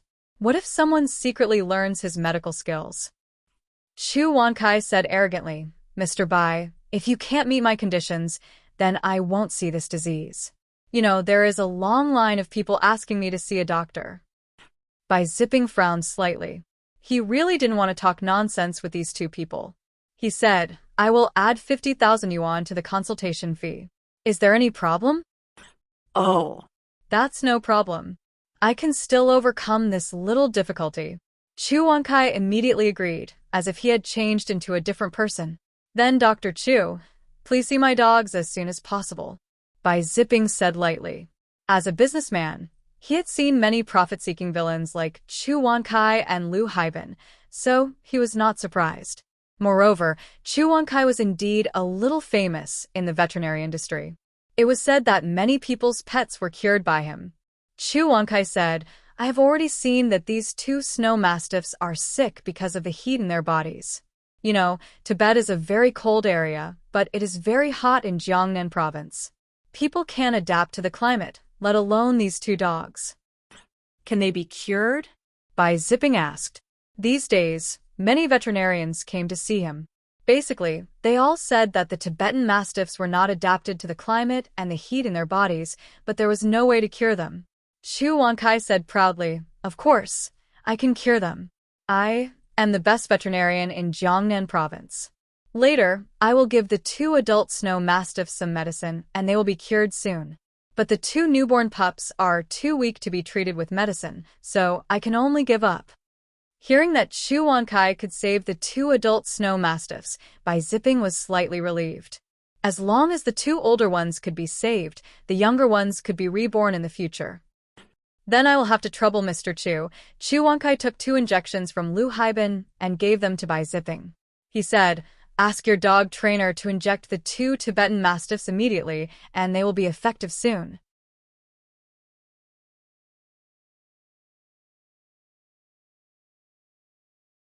Chapter 30. That's easy. I have an anesthetic. Where's the gun? As a professional veterinarian, Chu Wankai was well prepared. He waved his hand and took out an anesthetic from the toolbox in Lu Haibin's hand. After filling the gun with medicine, he was going to shoot the 2 adult snow mastiffs in the cage. Papa, why do they want to shoot the dogs? The little fellow cried nervously. Qin Haodong said, Because they are useless. They can't cure the dogs, so they want to kill the dogs. Boy, what are you talking about? Chu Wankai put down the anesthetic in his hand. He glared at Qin Haodong and then said to Bai Zipping, Mr. Bai, you see, everyone is talking nonsense here. I don't want to cure this disease. Bai Zipping looked at Lin Ziyuan. He didn't know who Qin Haodong was, but he also felt that it was too much. Lin Ziyuan said, Old Bai, this is Dr. Qin Haodong I told you about. Bai Zipping originally thought that the doctor who cured Lin Momo should be old, but he didn't expect it to be the young man in front of him, which made him slightly surprised. But he still stepped forward and said enthusiastically, Hello, Dr. Qin. Qin Haodong nodded slightly and said, Mr. Bai, if you let these 2 idiots continue to make trouble, they will definitely kill your snow mastiffs. Asshole, who are you calling idiots? My teacher is a famous veterinarian. Who are you? What qualifications do you have to say that my teacher is making trouble? Chu Wankai and Lu Haibin screamed like cats whose tails had been stepped on. Qin Haodong didn't even look at them and said to Bai Zipping, These 2 snow mastiffs are now very weak. If you give them anesthetic needles, the male mastiff may be able to survive, but the female mastiff will definitely die. This, after hearing Qin Haodong's words, Bai Zipping suddenly became nervous. Who are you? Why haven't I heard of you, as a veterinarian in Jiangnan? Chu Wankai asked coldly. It's normal that you haven't heard of me, because I'm not a veterinarian, but a doctor. A doctor? Chu Wankai suddenly got angry and shouted, Doctors and veterinarians are 2 completely different professions. Why are you pretending here?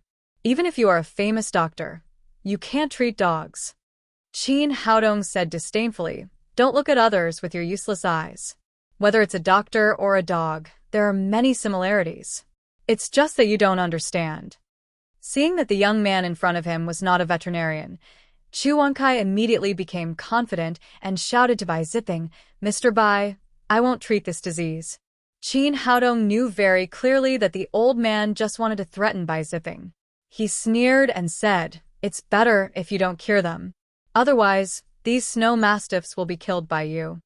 Lu Haibin chimed in, "Don't talk nonsense. My teacher is the best veterinarian in Jiangnan province." Qin Haodong smiled disdainfully and said to Bai Zipping, "Mr. Bai, your two snow mastiffs are not suffering from the heat at all. On the contrary, they are suffering from the evil cold.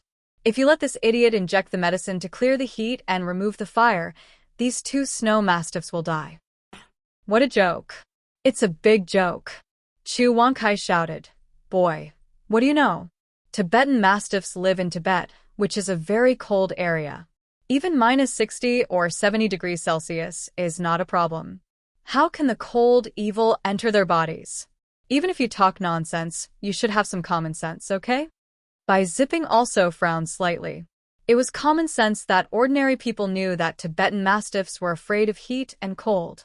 Because of this, he specially built this kennel and wanted to help Tibetan mastiffs survive this difficult summer through air conditioning. Qin Haodong said, "Tibetan mastiffs live in cold areas and are not afraid of the cold. But air conditioning is artificial air conditioning, which is against the way of nature. This kind of cold air can even make people get air conditioning disease, let alone Tibetan mastiffs who are close to nature." He turned to look at Bai Zipping again. "Mr. Bai, think about it. After these two snow mastiffs entered the air-conditioned room, their bodies got worse day by day. And some time ago, you found someone to treat them, and they basically used the medicine to clear the heat and remove the fire. How was the effect? If I'm not wrong, I'm afraid that every time the medicine was used, the Tibetan mastiffs' bodies would be weakened. Otherwise, they would not have reached the present level." Bai Zipping's face changed. It was true that, as Qin Haodong said, the two snow mastiffs had just arrived in Jiangnan City, and although they were not used to it, they were still healthy. Since they entered this air-conditioned room, they were getting worse day by day. He found some veterinarians to treat them, and the result of the treatment was that the Tibetan mastiffs were getting worse day by day. These people also thought that the Tibetan mastiffs were suffering from the heat, so they used the medicine to clear the heat and remove the fire. Now it seemed that it was a treatment to make things worse. No wonder the mother Tibetan mastiff was dying. "You, a doctor who treats people, come to treat dogs and say that I made a wrong diagnosis. It's ridiculous." Chu Wankai said to Bai Zipping again, "Every profession has its own specialization. Don't listen to a doctor's nonsense. I'm a professional veterinarian." These two snow mastiffs were obviously suffering from the heat. The reason why they couldn't be cured was that those people were not good enough and the medicine was wrong. As long as my two medicines were injected, they would be effective immediately. Qin Haodong stopped talking. He had said what he wanted to say. As for how to choose, it was Bai Zipping's business. If he chose Chu Wankai, it was the fate of the snow mastiffs. "Old Bai, listen to me. Dr. Qin's medical skills are very superb. It's right to believe in him." Lin Ziyuan was very convinced of Qin Haodong and was now his hardcore fan. "Papa is so powerful. He can definitely cure the dogs." The little fellow cried in a childish voice. Bai Zipping hesitated for a moment, but soon made a decision. He chose to believe in Qin Haodong, because the prescriptions prescribed by those doctors were indeed to clear the heat and remove the fire. Now the two snow mastiffs almost died, and there was no effect at all. "Dr. Qin, please treat these two snow mastiffs." Seeing that Bai Zipping did not believe in him, Chu Wansai's face changed and he said, "Mr. Bai, if you don't need me to treat them now, the consultation fee will be 10 times higher when you come to me later." In his view, it was impossible for Qin Haodong, a doctor who treated people, to cure the two snow mastiffs, and Bai Zipping would definitely come to him later. So he did not leave, but stood there and looked at them coldly, waiting to see Qin Haodong lose face and waiting for Bai Zipping to beg him again. Qin Haodong said, "Mr. Bai, I can cure these two snow mastiffs, but let's talk about the consultation fee first. I don't want the money. I just want the two little snow mastiffs. If you agree, I'll do it now." He had seen that by zipping snow mastiffs were very pure, and the little fellow liked puppies. It was just right to take the 2 little snow mastiffs back. Okay. By zipping immediately agreed. Chu Wankai had just sentenced the 2 puppies to death, and he also felt that they could not be saved. Naturally, he did not care about using these 2 puppies as the consultation fee. Well, I'll treat the snow mastiffs now, Qin Haodong said as he sent the little fellow to Lin Ziyuan's arms and then took out the needle bag from his pocket. Bai Zipping asked in surprise, Dr. Qin, what do you mean? Acupuncture. I'm a Chinese medicine practitioner, and I'm going to treat the snow mastiffs through acupuncture. Ha ha ha, it's so funny. It's the first time I've heard of acupuncture for dogs. It's funny, it's really funny. After Qin Haodong finished speaking, Chu Wankai and his apprentice convulsed with laughter, and their eyes were full of disdain. Dr. Qin, will it work? Bai Zipping asked worriedly. Of course it will work. I'll give you 2 alive and kicking snow mastiffs in 10 minutes. Qin Haodong said confidently. In his eyes, there was not much difference between the treatment of humans and dogs, and the silver needles were just to deceive people, and the real therapeutic effect was the greenwood genuine qi. Boy, didn't you just say that we should use anesthesia? Is the gun not suitable? Now, let's see what you can do. Lu Haibin said with a sarcastic face. No anesthesia? Let's see how you can give acupuncture to the snow mastiffs. Chu Wankai was also gloating, waiting to watch the fun with his arms crossed. The ferocity of Tibetan mastiffs was well known, and their strong bite force could make them eat wooden sticks like fried dough twists, which was no less than that of lions and tigers. Although the 2 snow mastiffs were sick now, they were definitely not people that ordinary people could approach, especially the male mastiff whose condition was less serious. Its blood-red eyes were so daunting that even the dog trainers of the dogfighting ring did not dare to approach it. Qin Haodong did not look at the 2 people and strode toward the iron gate. Bai Zipping took his hand and said, Dr. Qin, will it work? Snow mastiffs are very fierce, and now they have become extremely irritable after giving birth. Qin Haodong smiled slightly and said, Don't worry, they won't bite me. Are you kidding? Do you think you are beautiful? They won't bite you, and they won't bite you to death. If they don't bite you with needles, I'll call you father in the future. Chu Wansai's face was full of sarcasm and gloating. He had been a veterinarian for so many years, but he had never heard that Tibetan mastiffs would not bite anyone except their owners. Even some very fierce Tibetan mastiffs did not dare to get too close to their owners. Qin Haodong looked back at him with a playful smile and said, Remember, this is what you said. Don't go back on your words later. Go back on my words? Let's talk about it when you can come out alive, Chu Wankai said indifferently. Although Qin Haodong was full of confidence, Bai Zipping was still a little worried. He hurriedly called 2 dog trainers to be on guard next to him. Once the Tibetan mastiffs went crazy, they would immediately save them. Qin Haodong did not care about this. He directly opened the iron gate and walked in. Seeing that he really walked into the kennel of the Tibetan mastiffs without any precaution, everyone became nervous. The 2 dog trainers clenched the wooden sticks in their hands. They did not understand what this young man wanted to do. Wasn't he courting death? There was no way to find excitement like this. The little fellow shouted in Lin Ziyuan's arms, Papa, be careful. Dogs can bite. Seeing someone coming in, the female Tibetan mastiff, who had closed her eyes, opened them, revealing a pair of blood-red eyes. The male Tibetan mastiff stared at Qin Haodong and then walked over step by step. Every time the male Tibetan mastiff took a step forward with its huge claws, the people outside the cage became more nervous. Bai Zipping could not help but cry out, Dr. Qin, you'd better come out quickly. It's too dangerous. How dare you call yourself a doctor? This is simply a psychopath. Both Chu Wankai and Lu Haibin laughed. They were waiting to see the scene of the Tibetan mastiff biting a living person. Just when everyone was on tenterhooks, an unexpected scene happened.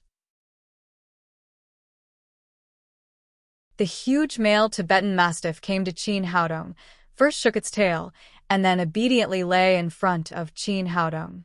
Its big head was close to the ground, and its thick tongue kept licking the soles of Qin Haodong's shoes. Its face was respectful and flattering, like a pug that had not seen its owner for many years.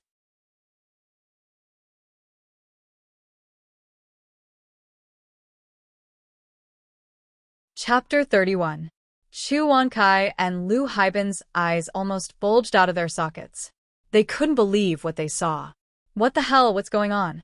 You're a Tibetan Mastiff, okay? Aren't you the king of dogs?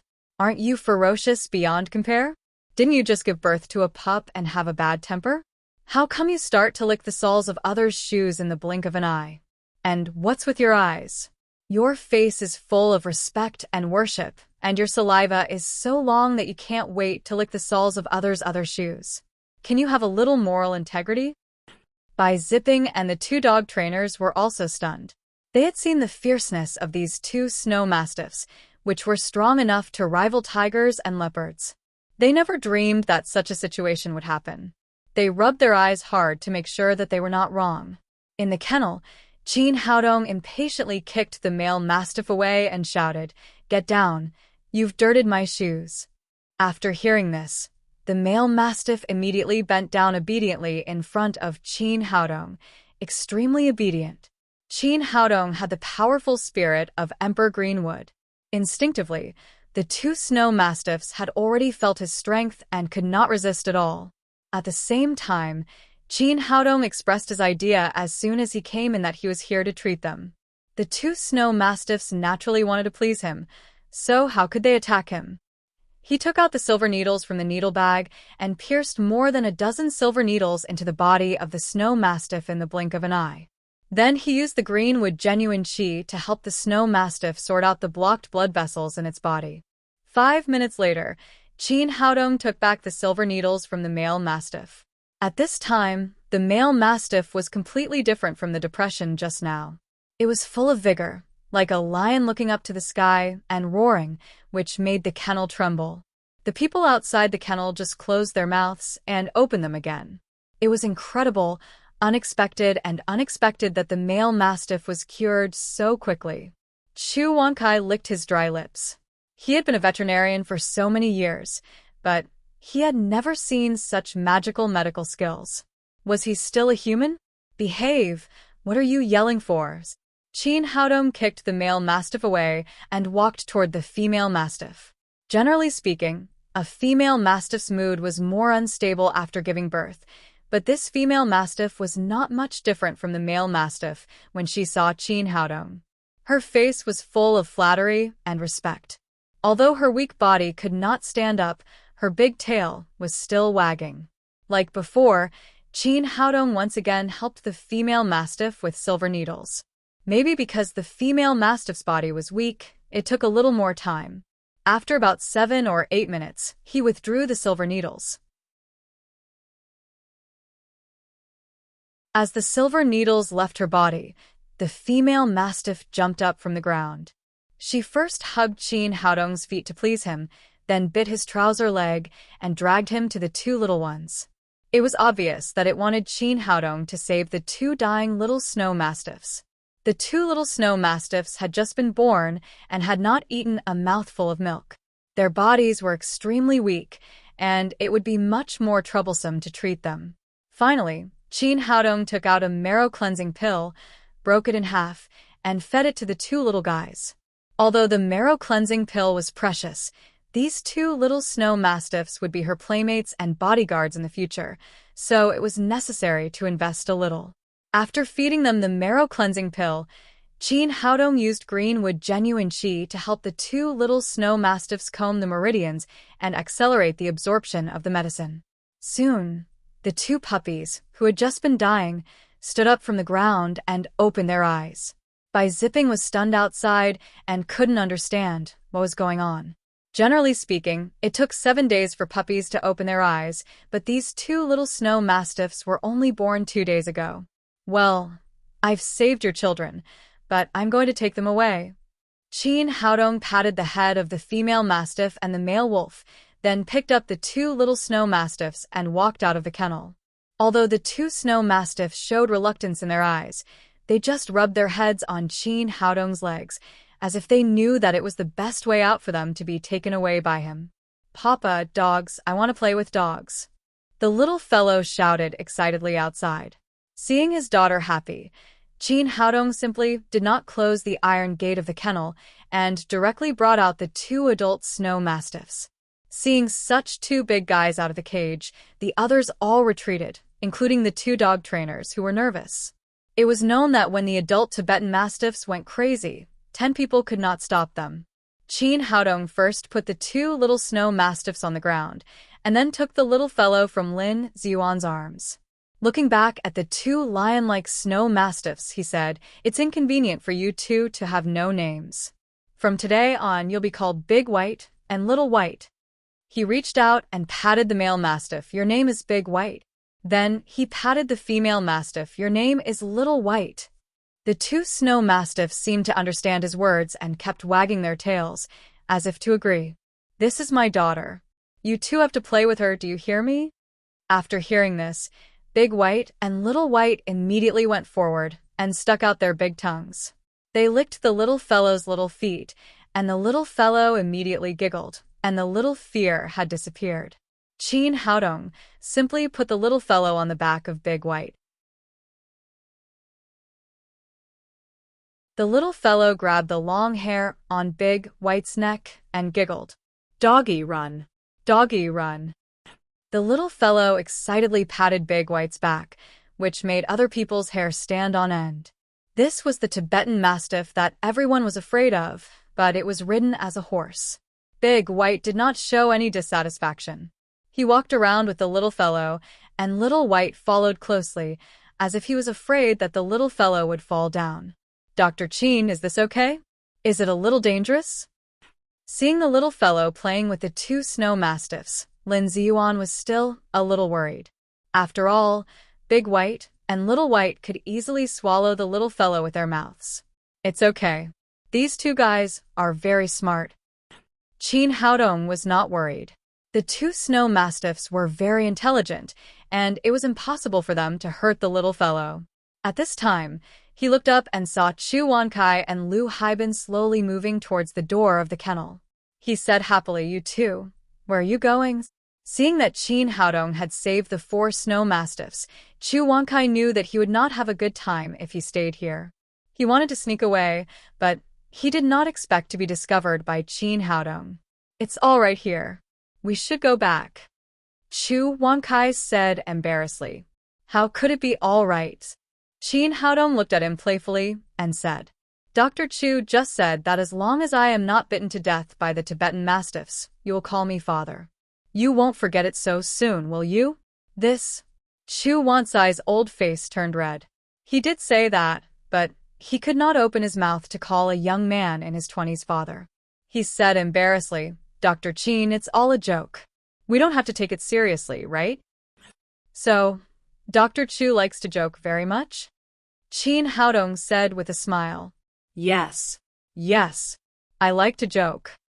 Chu Wankai hurriedly agreed. He thought that Qin Haodong was not going to pursue this matter. "Well, in that case, I will also joke with Dr. Chu." After Qin Haodong said that, he waved to Little White next to him, pointed to Chu Wankai and said, "It's too hot. Go and tear off his pants." After hearing the order, Little White immediately let out a low roar and rushed to Chu Wankai. Although Chu Wankai had been a veterinarian for many years, it did not mean that he was not afraid of Tibetan mastiffs. This guy turned around and ran away, but Little White was too fast. He had already knocked Chu Wankai down with one paw and pressed him to the ground. Then he opened his mouth and began to tear his pants. "Help! Hurry up and save me!" Chu Wankai roared heartbreakingly and directly peed his pants because of Little White. Lu Haibin stood by and watched, but did not dare to move, for fear that Little White would also push him to the ground. The teeth of Tibetan mastiffs were as sharp as a knife. Soon Chu Wansai's jeans were torn off by Little White, but they were all torn into pieces. Fortunately, Little White executed the order very accurately and only tore off Chu Wansai's trousers. Although the red underwear had been soaked with urine, it was not torn and could still cover the key parts. The little fellow rode on White's back and looked at the scene in front of her and cried excitedly, "Bare butt, it's so shameful. So shameful." Qin Haodong walked over, squatted down, looked at Chu Wankai, whose face had turned pale, and said with a smile, "Dr. Chu, is this joke funny?" At this time, Chu Wankai could not laugh. Although little White had left, his body was still trembling. "It seems that Dr. Chu still has not had enough fun," Qin Haodong said, and waved to little White again. "Tear off his underwear." "No, please don't, father. Dear father, please spare me." Chu Wankai was completely convinced. Looking at little White's bloody mouth and thinking of his second master, if he let them have intimate contact, it would be troublesome for little White to send him to the palace to be a eunuch. After all, no one could predict the nature of animals. "What's wrong, Dr. Chu? Not joking anymore?" Qin Haodong asked with a smile.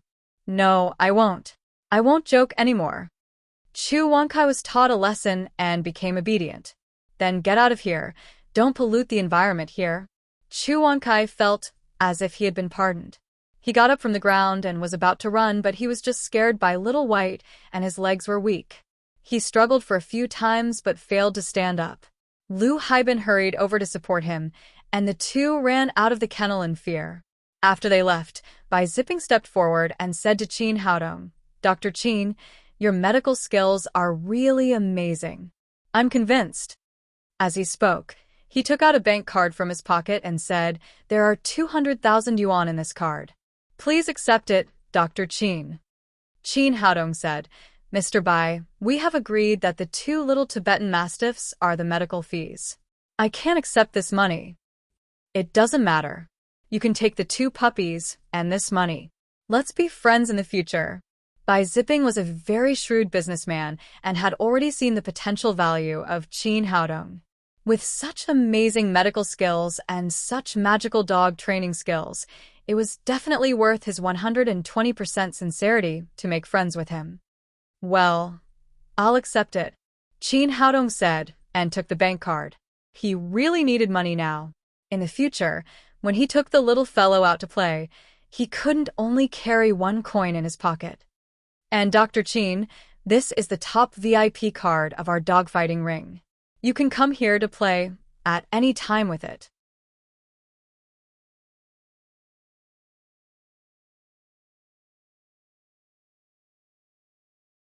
Chapter 32. "Dr. Qin, do you think my kennel should be modified?" Bai Zipping asked. Although the kennel cost him nearly 1,000,000 yuan, he would tear it down without hesitation, if necessary. Qin Haodong said, "No, I've cured Big White and Little White. They won't get sick easily in the future. It's good like this." "Thank you. Thank you so much, Dr. Qin." Bai Zipping was overjoyed and thanked him again and again. After the matter was dealt with, Qin Haodong and Lin Ziyuan left the dogfighting ring with the little fellow and the 2 little snow mastiffs. After they left, a dog trainer said to Bai Zipping, "Boss, the 2 little snow mastiffs are worth more than 5,000,000 yuan each. Won't we lose a lot if we let him take them away?" Bai Zipping waved his hand and said, "What do you know? If it weren't for Dr. Qin, the 2 puppies would have been dead dogs, not even worth 5 yuan. Now that the big dogs are saved, there will be as many puppies as we want in the future. And Dr. Qin is definitely a master, and our dogfighting ring will have to trouble him in the future. Remember, when you see Dr. Qin, you must be polite, just like when you see me. If anyone dares to be disrespectful, get out of here immediately." "Yes, we got it, boss." The 2 dog trainers quickly agreed. Bai Zipping was really farsighted. Whether it was him or his dogfighting ring, they might rely on Qin Haodong to save their lives in the future.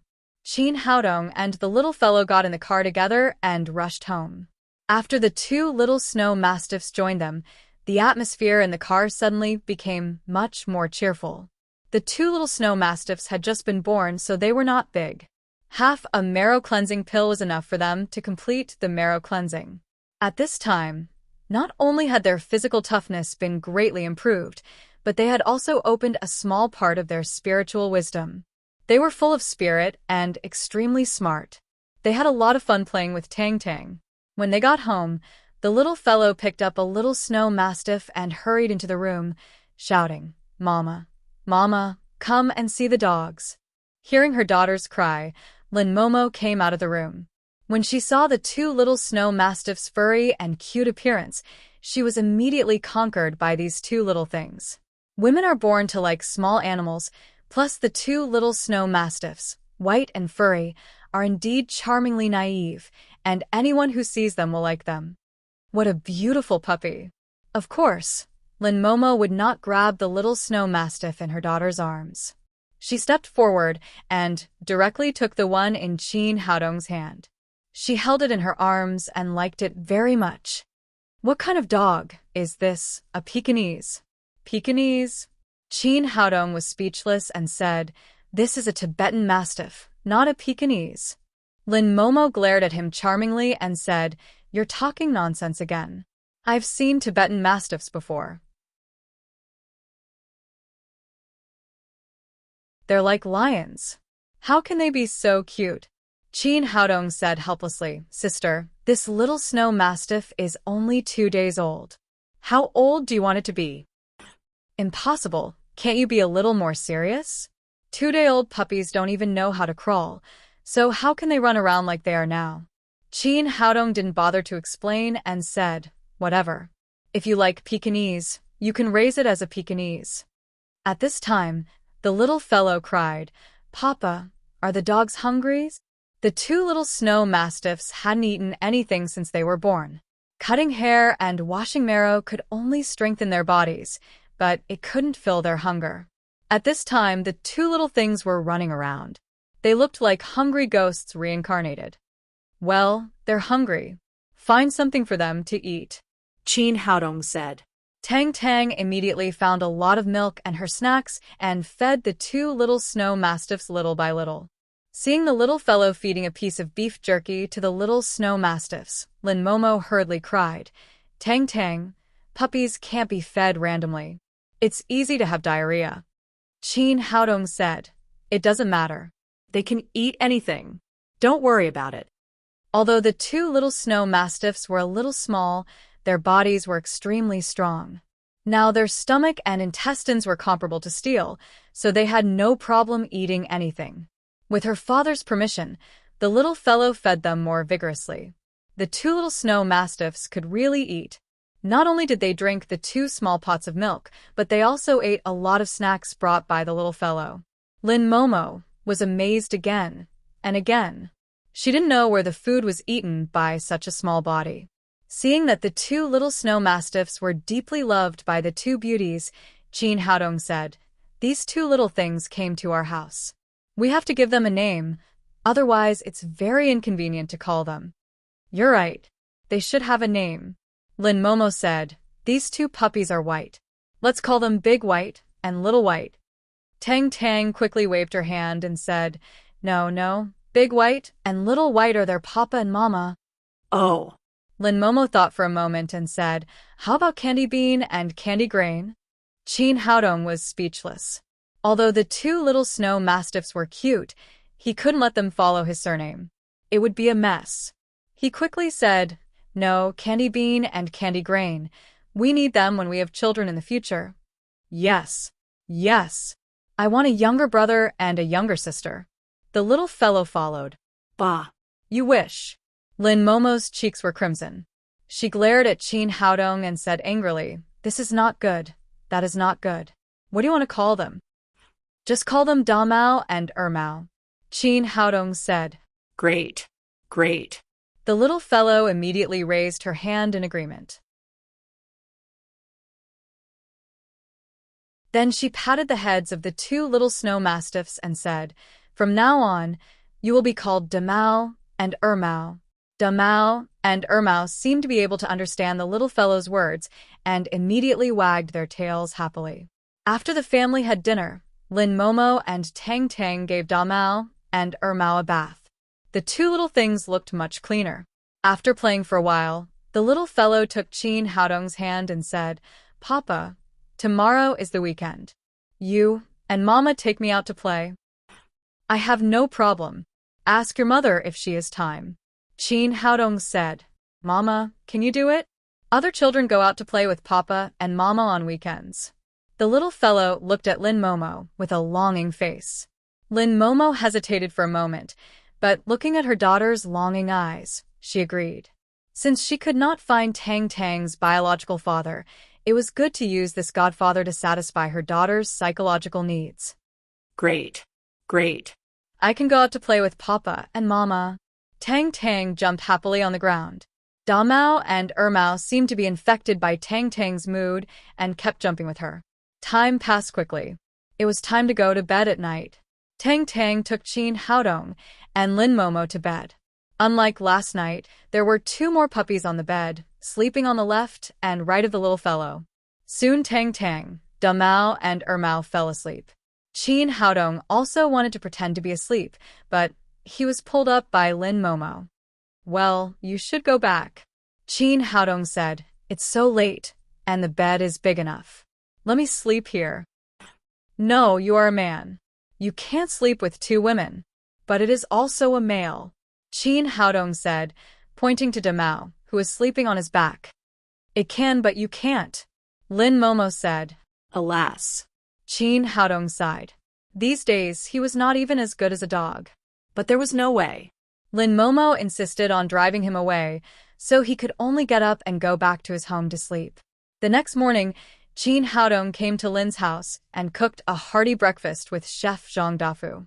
Soon the little fellow, Da Mao, and Mao smelled the fragrance and ran into the dining room together. Looking at Da Mao and Mao, who bowed their heads and ate, Lin Momo said in surprise, why do they seem to have grown a lot in just one night? Lin Ziyuan also said, are these the 2 puppies brought back yesterday? They are really a lot bigger.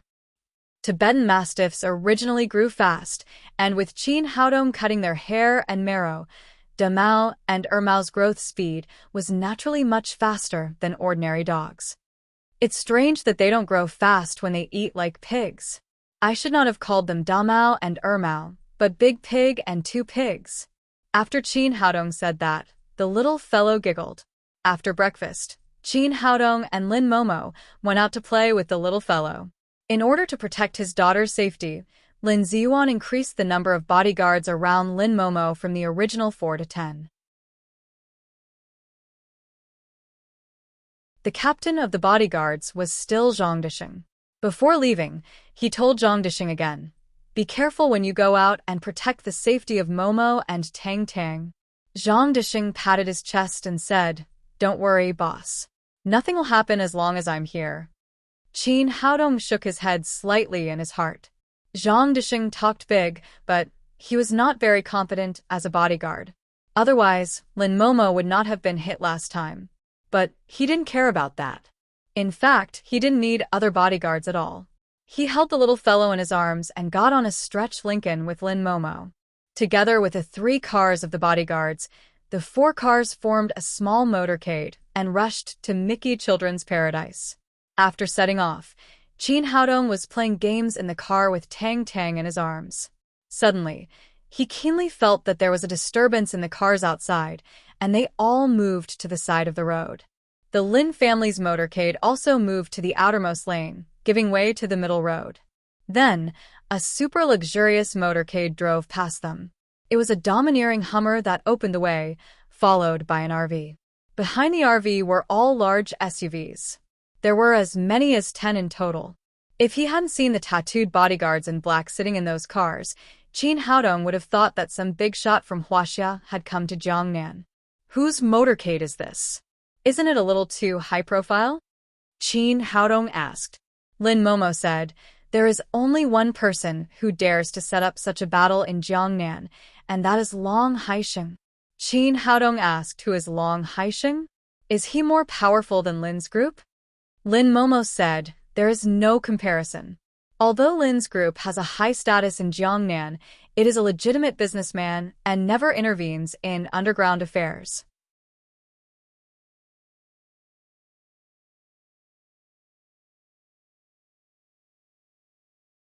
Chapter 33.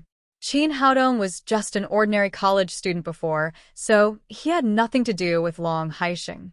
He had never even heard of him. He smiled and said, The controller of the underground forces is just a big gangster. What's so great about him? Lin Momo said with a serious face, don't underestimate Long Haisheng. Not only you can't afford to provoke him, but also our Lin's group. If you have a chance to meet him in the future, you must avoid him as far as possible. Qin Haodong smiled carelessly. Brother Long and the controller of the underground forces were nothing in his eyes. Seeing that he didn't take her words seriously, Lin Momo added, Long Haisheng's strength is beyond your imagination. Just last year, the director of the Industry and Commerce Bureau had a conflict with him and said that he would investigate his business. As a result, he was taken away by someone from the province within a few days, and then there was no news. Also, some time ago, a large company competed with Long Haisheng for business. Not only did it fail, but it also angered Long Haisheng. Long Haisheng just said a word, and no one in Jiangnan City dared to do business with his company. At the same time, the departments of Industry and Commerce, Taxation, and other departments all came to investigate, and major banks also stopped lending to this company. Soon, a large company not much weaker than Lin's group was bankrupted. Qin Haodong nodded slightly. It seemed that Brother Long did have some means. Soon after this episode, they arrived at Mickey Children's Park. Because the little fellow was too young, Qin Haodong and Lin Momo didn't take her to play too exciting games. They played Winnie the Pooh, Sweet Jar, Peter Pan, and other children's games. The little fellow had a good time and kept giggling. She was very happy to play with her parents. Papa, I want to play that. The little fellow pointed to the merry-go-round not far away. Okay, Papa will take you there. The merry-go-round was a favorite of many children. They waited in line for almost 20 minutes before it was their turn. Qin Haodong put the little fellow on a red merry-go-round. He and Lin Momo stood beside her. Just as they were waiting for the merry-go-round to start, someone suddenly shouted, "Stop! Get out!" He turned around and saw a group of people standing outside the amusement park. It was a middle-aged couple with a 5- or 6-year-old boy. Behind them stood 30 to 40 men in black. The middle-aged man was dressed in a Chinese tunic suit. He was neither tall nor strong, but he exuded a powerful aura. The middle-aged woman next to him was dressed very flirtatiously. The little boy in her arms was very thin and weak. He looked very dispirited and sickly, and his head was bald without a single strand of hair. The one who shouted was a bald man with dragon tattoos all over his body. His face was ferocious, and he looked particularly fierce.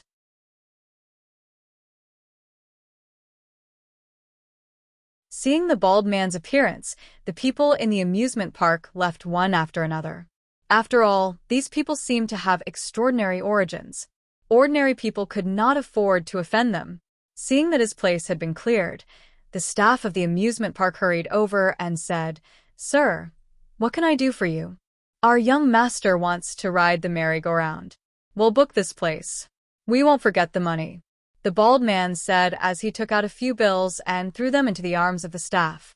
"I'm also a gangster. Why should you let us go?" A middle-aged man with tattoos all over his body shouted unhappily. He had just shouted a few words when he was slapped in the face by the bald man. "Brother Long has booked this place. What nonsense are you talking about? Brother Long? Which Brother Long?" the middle-aged man asked, covering his face. The bald man slapped him again and scolded, "Are you a *king idiot? Who dares to call himself Brother Long in the south of the Yangtze River?" This time, the middle-aged man did not dare to say a word. He took the little girl next to him and left in a panic. Soon, all the people in the amusement park ran away, leaving only Qin Haodong and the other two. At this time, Zhang Disheng hurried into the amusement park with his bodyguards and whispered, "It's Long Haisheng's people outside. Let's go first." Long Haisheng. Qin Haodong smiled slightly. He had just mentioned the underground controller, but he did not expect to meet him so soon. "Are you afraid? If you are, leave first. I'll take Tang Tang to play here." Looking at Zhang Disheng's panic, Qin Haodong was quite disdainful. Zhang Disheng's face was bitter. As a bodyguard, of course, he could not leave his master alone. But he was really afraid of provoking Long Haisheng. President Lin. In a hurry, he turned to look at Lin Momo. Lin Momo said, Haodong, we'd better leave first. We can't afford to provoke Long Haisheng. He may bring trouble to the group. Qin Haodong did not take Long Haisheng seriously at all. But he thought about it. After all, he was not alone. It was not good to cause trouble to Lin's group because of this. Thinking of this, he said to the little fellow, Tang Tang, let's go to play something else first. We'll come here to play the merry-go-round later, okay? Why? I've been waiting for a long time, the little fellow said reluctantly. Because the child is sick and wants to play the merry-go-round alone. Let's give it to him, okay? Qin Haodong had already seen that the little boy in the middle-aged woman's arms was seriously ill. All his hair had fallen out because of chemotherapy. Oh. All right then. The little fellow nodded. Qin Haodong picked up Tang Tang, and they were ready to walk out of the amusement park. At this time, the middle-aged woman had already stood at the gate of the amusement park with the little boy in her arms. She shouted arrogantly to the inside, What's the matter? Why are you still here? Zhang Dishan quickly stepped forward with a smile and said, We're from Lin's group. We'll go right away, right away. The reason why he first announced the name of Lin's group was that he was afraid that Brother Long's men would suddenly attack him. Anyway, Lin's group still had a very high status in Jiangnan City. It was estimated that Long Haisheng would give him some face. After hearing the name of Lin's group, the woman just snorted and shouted, Get out of here! She was Long Haisheng's wife, Chao Ting. Obviously, she did not take Lin's group seriously. Qin Haodong frowned and was about to lose his temper. Lin Momo quickly pulled him out. If they offended Long Haisheng, it was definitely not a good thing for Lin's group. At this time, the little boy in Chao Ting's arms saw Tang Tang and said, Mom, that little sister is so beautiful. I want to play with her.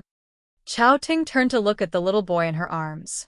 The fierce and arrogant expression on her face instantly turned into a doting expression. Xiaobao, your body is too weak. Let's play by ourselves, okay? After that, she turned back to Qin Haodong and others and shouted, What are you doing? Hurry up. No, Mom, I want to play with that little sister. Her hair is so beautiful. The little boy said, and cried. Chao Ting turned to look at Tang Tang with a fierce expression. Dafei, tear off all the hair of that little fox for me. Let's see how she can seduce my son. Qin Haodong had been suppressing his anger no longer. Tang Tang was his reverse scale. No one could let the little fellow suffer any grievances. Chao Ting was shouting arrogantly there, but she felt a pain on her face. She only heard a crisp sound and a big slap on her face. At this time, the arena fell into silence, as if time had stopped. Zhang Dishan's mouth was so big that a steamed bun could be stuffed in it. He never dreamed that Qin Haodong would dare to hit Chao Ting. Who was Chao Ting? She was Brother Long's wife, the sister-in-law of the underground world in Jiangnan.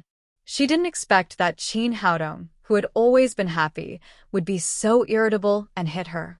But Qin Haodong seemed to have done a trivial thing. He bowed his head to the little boy and said, Kid, don't learn from your mother. Her mouth is really stinky. Bastard, how dare you hit me? Chao Ting was stunned for a while before she came to her senses. She shouted hysterically, Come on, chop him for me. At this time, the bald man named Dafei rushed in from outside, followed by Long Haisheng with a murderous face. He stepped in front of Qin Haodong and said with a gloomy face, Boy, how dare you touch my woman? Qin Haodong said happily, It's nothing. Your woman is too rude. I'll help you educate her. Zhang Dishan felt that his legs began to tremble. He wondered if Qin Haodong was crazy. He not only hit Chao Ting but also dared to tease Long Haisheng. It was terrible.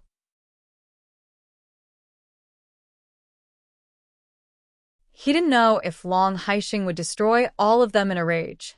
He nodded and bowed to say, Brother Long, this is a misunderstanding. We are from Lin's group. Lin's group? Long Haisheng's face eased a little. He glanced at Lin Momo and said, Well, I've had a drink with Lin Xuan. How about this? You all go, and leave him to me. After that, he looked at Qin Haodong coldly. As the master of the underground world, no one dared to slap his face in public. Zhang Disheng finally breathed a sigh of relief. It seemed that Long Haixing was not as unreasonable as his wife. He finally gave Lin's group some face. He looked at Lin Momo expectantly, hoping that she could take them away from here as soon as possible. Who knew when Brother Long would go back on his words? Lin Momo hesitated for a moment, but she did not leave. She stepped forward and took Qin Haodong's arm. She said to Long Haixing, "I'm sorry, Brother Long. My boyfriend was a little impulsive and hit my sister-in-law. But Lin's group is willing to compensate. How much money do you need? We'll give it right away." Money? The last thing I lack is money. Long Haixing's face changed.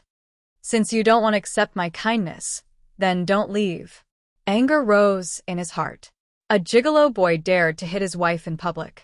Now a woman used money to make things difficult for him. It seemed that Long Haixing's words didn't work. Even a cat or a dog dared to bully me. Seeing that Lin Momo did not leave him at the critical moment, Qin Haodong felt warm in his heart. This little girl was very loyal. He put Tang Tang in Lin Momo's arms and then protected them behind him. He proudly said to Long Haixing, "Who are you? Since when did you have the right to decide whether we leave or not?"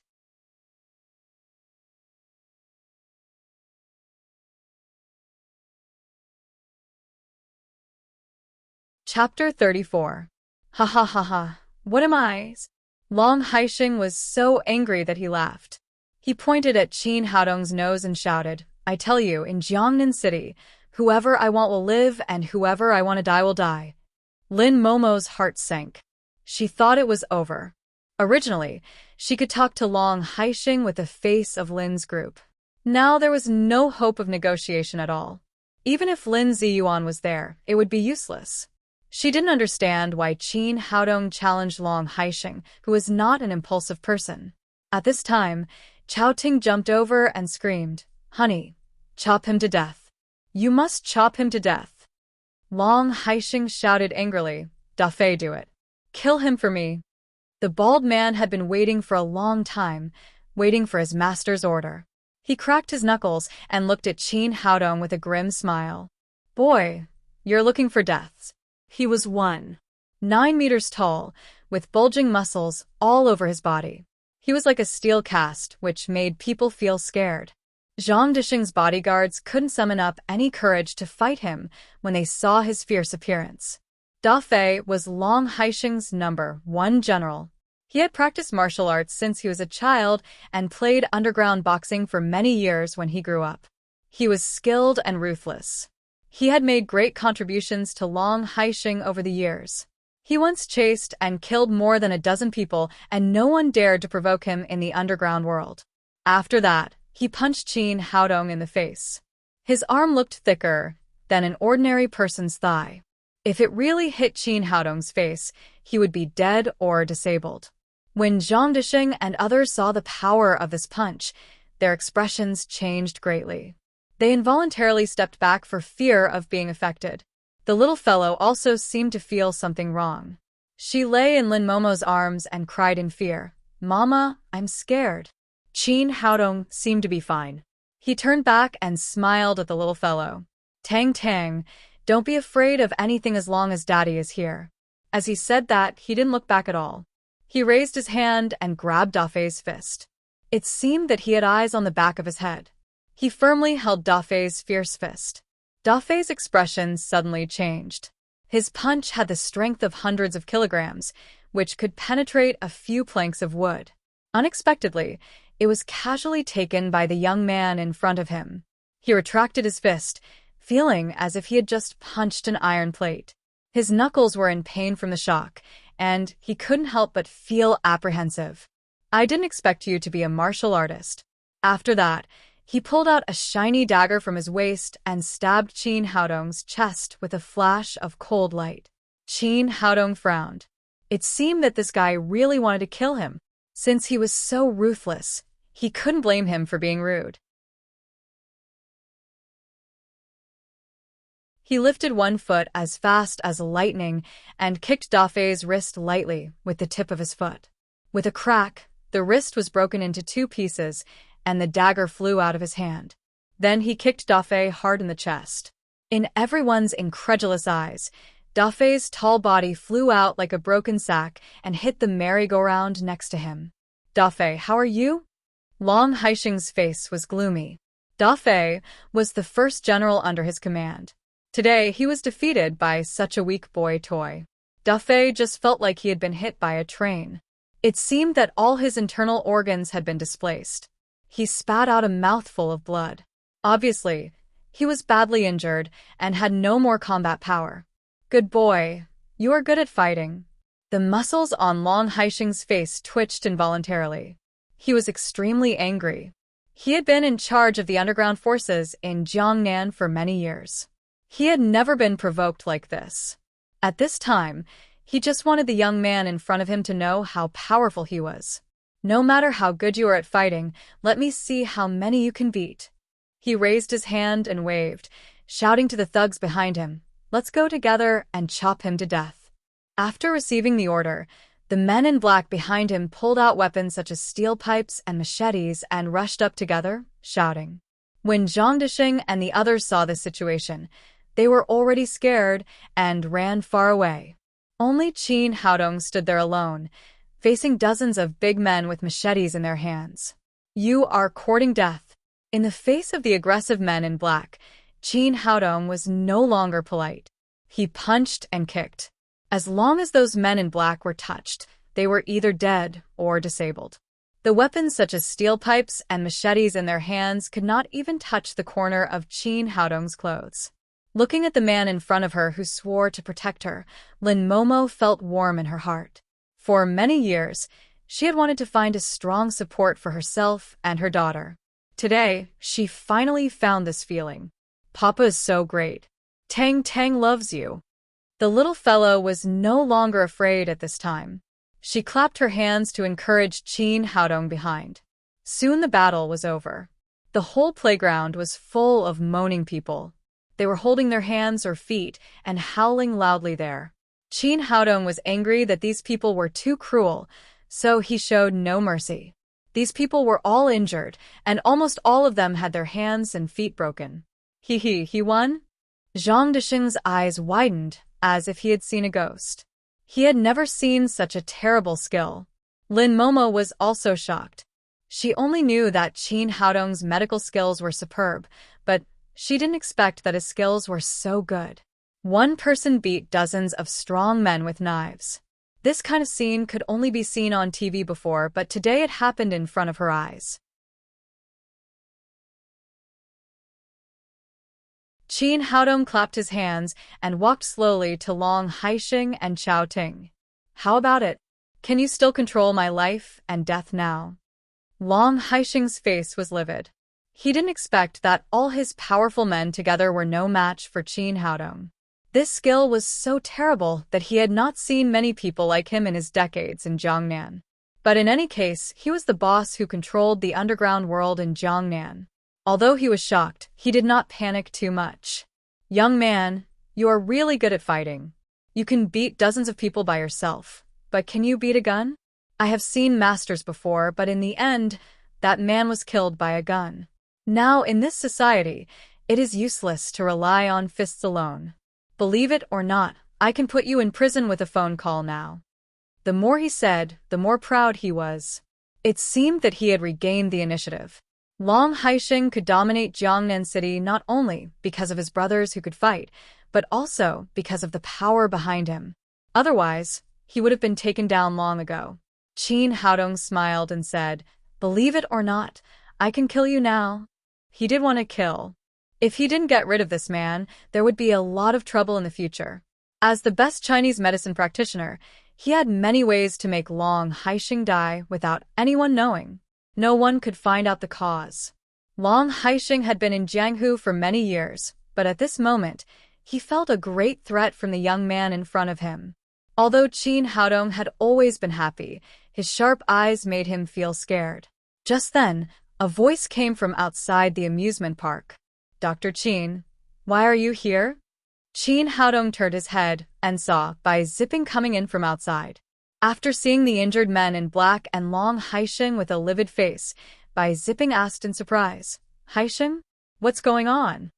His dogfighting ring was also a shady business. Naturally, it was related to Long Haisheng, the ruler of the underground world. Long Haisheng held 30% of the shares of the dogfighting ring. At the same time, they were relatives. "Cousin, do you know this man?" Long Haisheng asked. "Haisheng, this is Dr. Qin I told you about. His medical skills are very good, and he can definitely cure Xiaobao's disease." It turned out that after seeing Qin Haodong's magical medical skills yesterday, Bai Zipping wanted to introduce Qin Haodong to Long Haisheng to help treat his son Xiaobao. They had just made an appointment to meet at the amusement park by phone, but Bai Zipping came a little late. "You mean he's the little magic doctor?" Long Haisheng asked incredulously. "It's true. Dr. Qin's medical skills can only be described as magical." Bai Zipping made a solemn vow. At first, he didn't believe it when he heard Lin Ziyuan talk about Qin Haodong, but he was completely convinced by what he saw with his own eyes yesterday. Although there was some difference between treating people and treating dogs, the medical skills were still the same. Long Haisheng's face changed. His son was diagnosed with leukemia 3 years ago. He barely survived to this day by relying on his family's huge financial resources. However, the doctor said that he could only live for 3 months at most. In order to treat his son, he had seen almost all the famous doctors in the world in recent years, but no one could cure Xiaobao's disease. When he heard about Qin Haodong's magical medical skills, a glimmer of hope rose in his heart. He didn't expect that they would meet in this way. "As long as you can cure my son's disease, today's matter will be written off, and you will be my friend in the future." For his son's disease, he finally put down his pride. Qin Haodong smiled slightly. "If I'm right, your son got leukemia 3 years ago. He had 5 times of chemotherapy during that period, but the effect was not very ideal. If he can't get effective treatment, he can live for 3 months at most." This time, not only Long Haisheng, but also Chao Ting next to him was shocked. Someone who could tell Xiaobao's disease so clearly was definitely not an ordinary person. Bai Zipping asked, "Dr. Qin, can you cure this disease?" Qin Haodong said, "It's just leukemia. It's no big deal. As long as I want to, I can cure him in minutes." Long Haisheng was overjoyed and said excitedly, "Little brother, really? When can you cure my son?" Qin Haodong said, "I just said I can cure it. When did I say I would cure your son?" This, Long Haisheng's face suddenly changed. Bai Zipping hurriedly said, "Dr. Qin, please treat this child. No one in the world can save Xiaobao except you. I can cure the disease, but I'm in a bad mood now. I don't want to cure people." You're tuning in to the Romantic Tales YouTube channel. Don't forget to subscribe and join us on this journey to catch the most captivating stories.